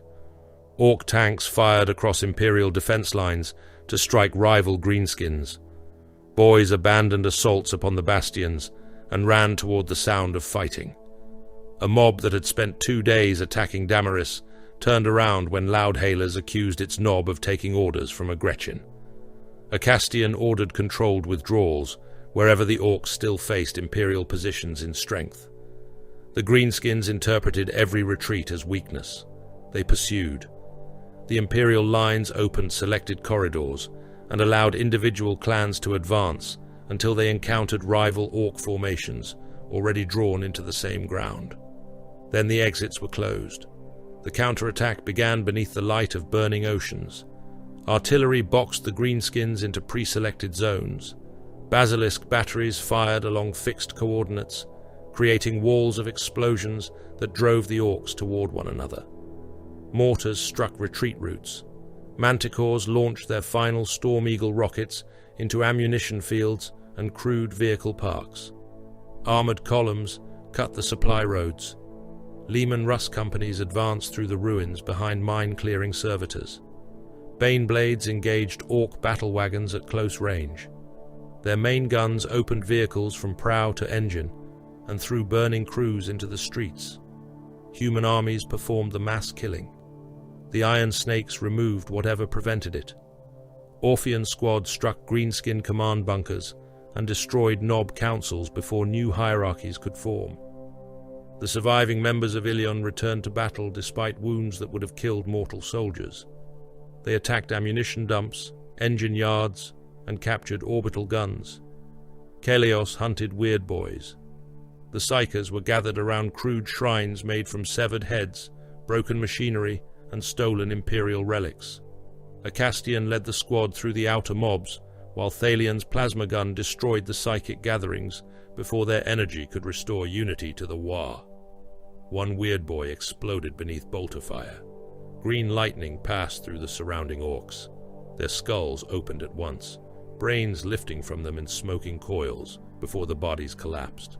Another attempted to release a psychic blast inside a manufactorum. Forian drove his narthecium through the creature's eye and injected every toxin carried within his medical reservoirs. The orc swelled until its skin split across the abdomen. Its organs spilled onto the floor, pulsing with emerald light. The surviving boys fled from the death. Keleos allowed them to carry the story. Fear would kill more greenskins than ammunition. Weeks of slaughter reduced the Wa to isolated strongholds. The final concentration occupied the ruins of the Eastern Macro Refinery, where fuel towers, storage tanks, and armored processing vaults formed a fortress above the burning sea. More than 1 million orcs gathered there under Nob Gazdrek Chainmaw. Gazdrek had killed every rival who reached him. He wore armor cut from Imperial tanks and carried a powered cleaver made from the blade of an industrial excavator. His followers believed that killing the Iron Snakes would make him greater than Skulltide. Acastian encouraged the belief. He transmitted a challenge across every orc frequency and every surviving Imperial military channel. Keleos comes for Gazdrek. Let no lesser creature stand between us. The greenskins answered with laughter, gunfire, and the beating of weapons against metal. The Imperial soldiers heard something else. A sentence of death already spoken. 6 warriors of Kelios' squad assembled at the refinery approach. Acastian stood at the center. Forian remained beside him, his white helm scarred and darkened by soot. Damarch, Orest, Brontes, and Thalion completed the line. Their combat shields carried thousands of impact marks. Ceramite had been split, repaired, and split again. Orc axes had cut deep scars across the rims. Splinter weapons had left black fragments buried within them. The symbol of Ithaca remained visible beneath the damage. The standard of Kelios rose above Acastian's armor. He carried Eurytion's recovered sea lance in his right hand. The weapon had been reforged from the broken length taken from Zalanth's corpse. Its haft remained marked by the brother sergeant's blood. The refinery gates opened. Orcs flooded the approach. Keleos, Acastian said. The phalanx locked. Bolters fired through the shield gaps. The first orcs burst apart beneath the volley. The second rank climbed over them. Plasma crossed the open ground and turned a meganob into a white silhouette. Its armor melted into its body before both collapsed into the burning fuel trench. The Iron Snakes advanced. Their formation entered the orc mass like a blade. Shields struck faces and chests. Sea lances drove through thick bodies. Bolters fired at distances so short that the explosions coated the warriors in fragments of green flesh. A boy climbed onto Damarch's shield. Orest removed its legs with his power blade. The body fell between them, still swinging an axe. Damarch stamped upon its head and crushed it against the refinery deck. Brontes took a burst of gunfire across the torso. One shell entered his previous wound and tore through the repaired organs beneath. He dropped to one knee. Forian moved toward him. "Remain in formation," Brontes said. He locked his shield against Acastian's. Blood filled the inside of his helm. He continued firing until his bolter clicked empty. Then he used it as a club. The phalanx reached the central processing yard, with 5 warriors standing, and Brontes still moving through the strength of armor and will alone. Gazdrek waited upon a mound of human and orc corpses. His powered cleaver rested across one shoulder. "That all you got?" he shouted. "6 little snakes?" Acastian advanced. One was enough to find you. Gazdrek charged. The powered cleaver struck Acastian's shield and split it nearly in half. The impact drove him backward through a dead orc. Damarch and Arrest attacked from either side. Gazdrek caught Damarch with his free hand and threw him into a refinery column. Ceramite cracked against steel. The knob kicked Arrest beneath the breastplate and hurled him across the yard. Thalion fired. The plasma shot struck Gazdrek's shoulder. Tank armor vanished. The flesh beneath burned away to bone. The knob roared, reached through the smoke, and seized Thalion by the plasma gun. He pulled the weapon and the warrior together. Acastian thrust Eurytion's lance. The spear entered Gazdrek's damaged shoulder and passed through the joint. The knob turned. Acastian drove the weapon downward and forced the arm away from Thalion. Forion fired his bolt pistol into Gazdrek's knee. The first shell burst against the armor. The second penetrated. The joint exploded. Gazdrek fell. Acastian cut away the armor around the other leg. His power blade severed cables, pistons, and muscle. The knob swung his cleaver from the ground. Acastian caught the haft beneath his shield and broke the weapon against the refinery deck. He stamped upon Gazdrek's surviving knee. Bone collapsed. The chieftain roared and attempted to crawl toward him using one arm. Acastian seized the back of his armor and dragged him across the yard. Orcs watched from the surrounding gantries. Imperial soldiers watched through gun sights and picked feeds. Acastian removed the standard from its mounting. He drove the bronze fitting into the refinery deck. Then he lifted Gazdrek upon it. The mounting entered beneath the orc's spine and passed through the abdomen. Acastian forced the body downward until the metal emerged below the ribs. Gazdrek remained alive. His legs dragged uselessly beneath him. Blood poured from his mouth. His hands opened and closed around empty air. Acastian raised the standard above the impaled chieftain. Your war boss is dead. Your clans are broken. This creature claimed command and could not remain standing before 6. The orcs began to withdraw, not from reason, from the certainty that Gazdrek had failed. The Imperial troops saw a different warning. Disobedience, weakness, and corruption ended beneath the same standard. The refinery guns opened fire. The remaining greenskin formation dissolved into scattered violence. Victory was declared 3 days later. Purification began before the final shots ended. Entire districts were burned because orc spores had entered the soil, water, and ventilation networks. Prometheum crews moved behind the armies, flooding streets and manufactoria with fire. Buildings containing fungal growth were sealed and converted into furnaces. Suspected Drukhari collaborators were processed by the Arbites. Terran's judges worked without rest. Men were questioned, scanned, and divided into useful, compromised, and condemned. Those carrying implants were marched into industrial smelters. Some protested their innocence. Some claimed they had accepted the devices to protect their families. Some begged to serve in penal formations. The furnaces accepted them without distinction. Millions who had survived the invasion died during the cleansing. They were contaminated, exposed, mutated, or merely impossible to verify before resources were exhausted. Caraxis became quieter with every execution.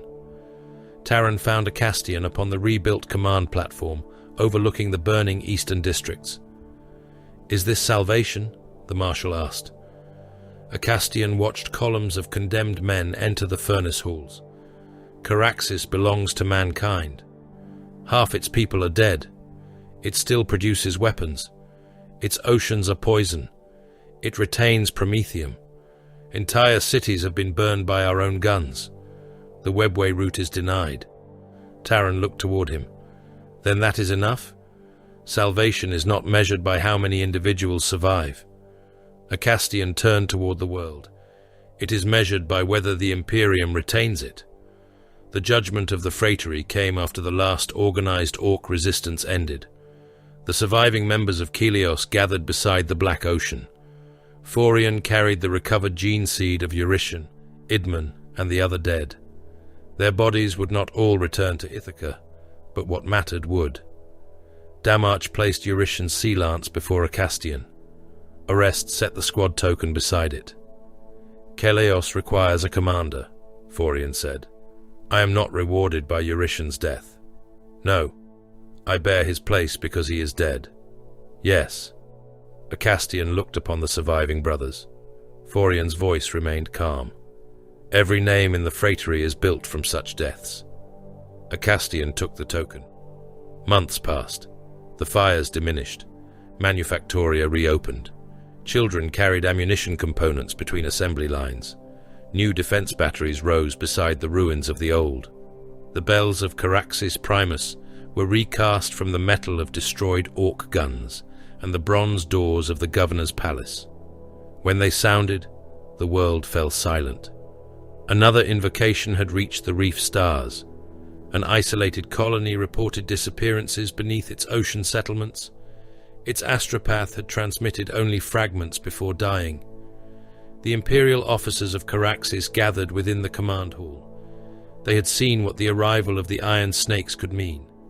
They expected the strike cruiser to turn. They expected squads, thunderhawks, and bombardment ships. Acastian stood before the Kylix. He selected the newest battle brother of Keleos. The warrior approached. Acastian handed him a bolter, a sea lance, and a sealed vial of Ithacan water. You will assess the undertaking. Yes, Brother Sergeant. You will not call because the world is unpleasant. No, Brother Sergeant. You will call when the truth requires the phratery. The warrior secured the vial above his heart. I understand.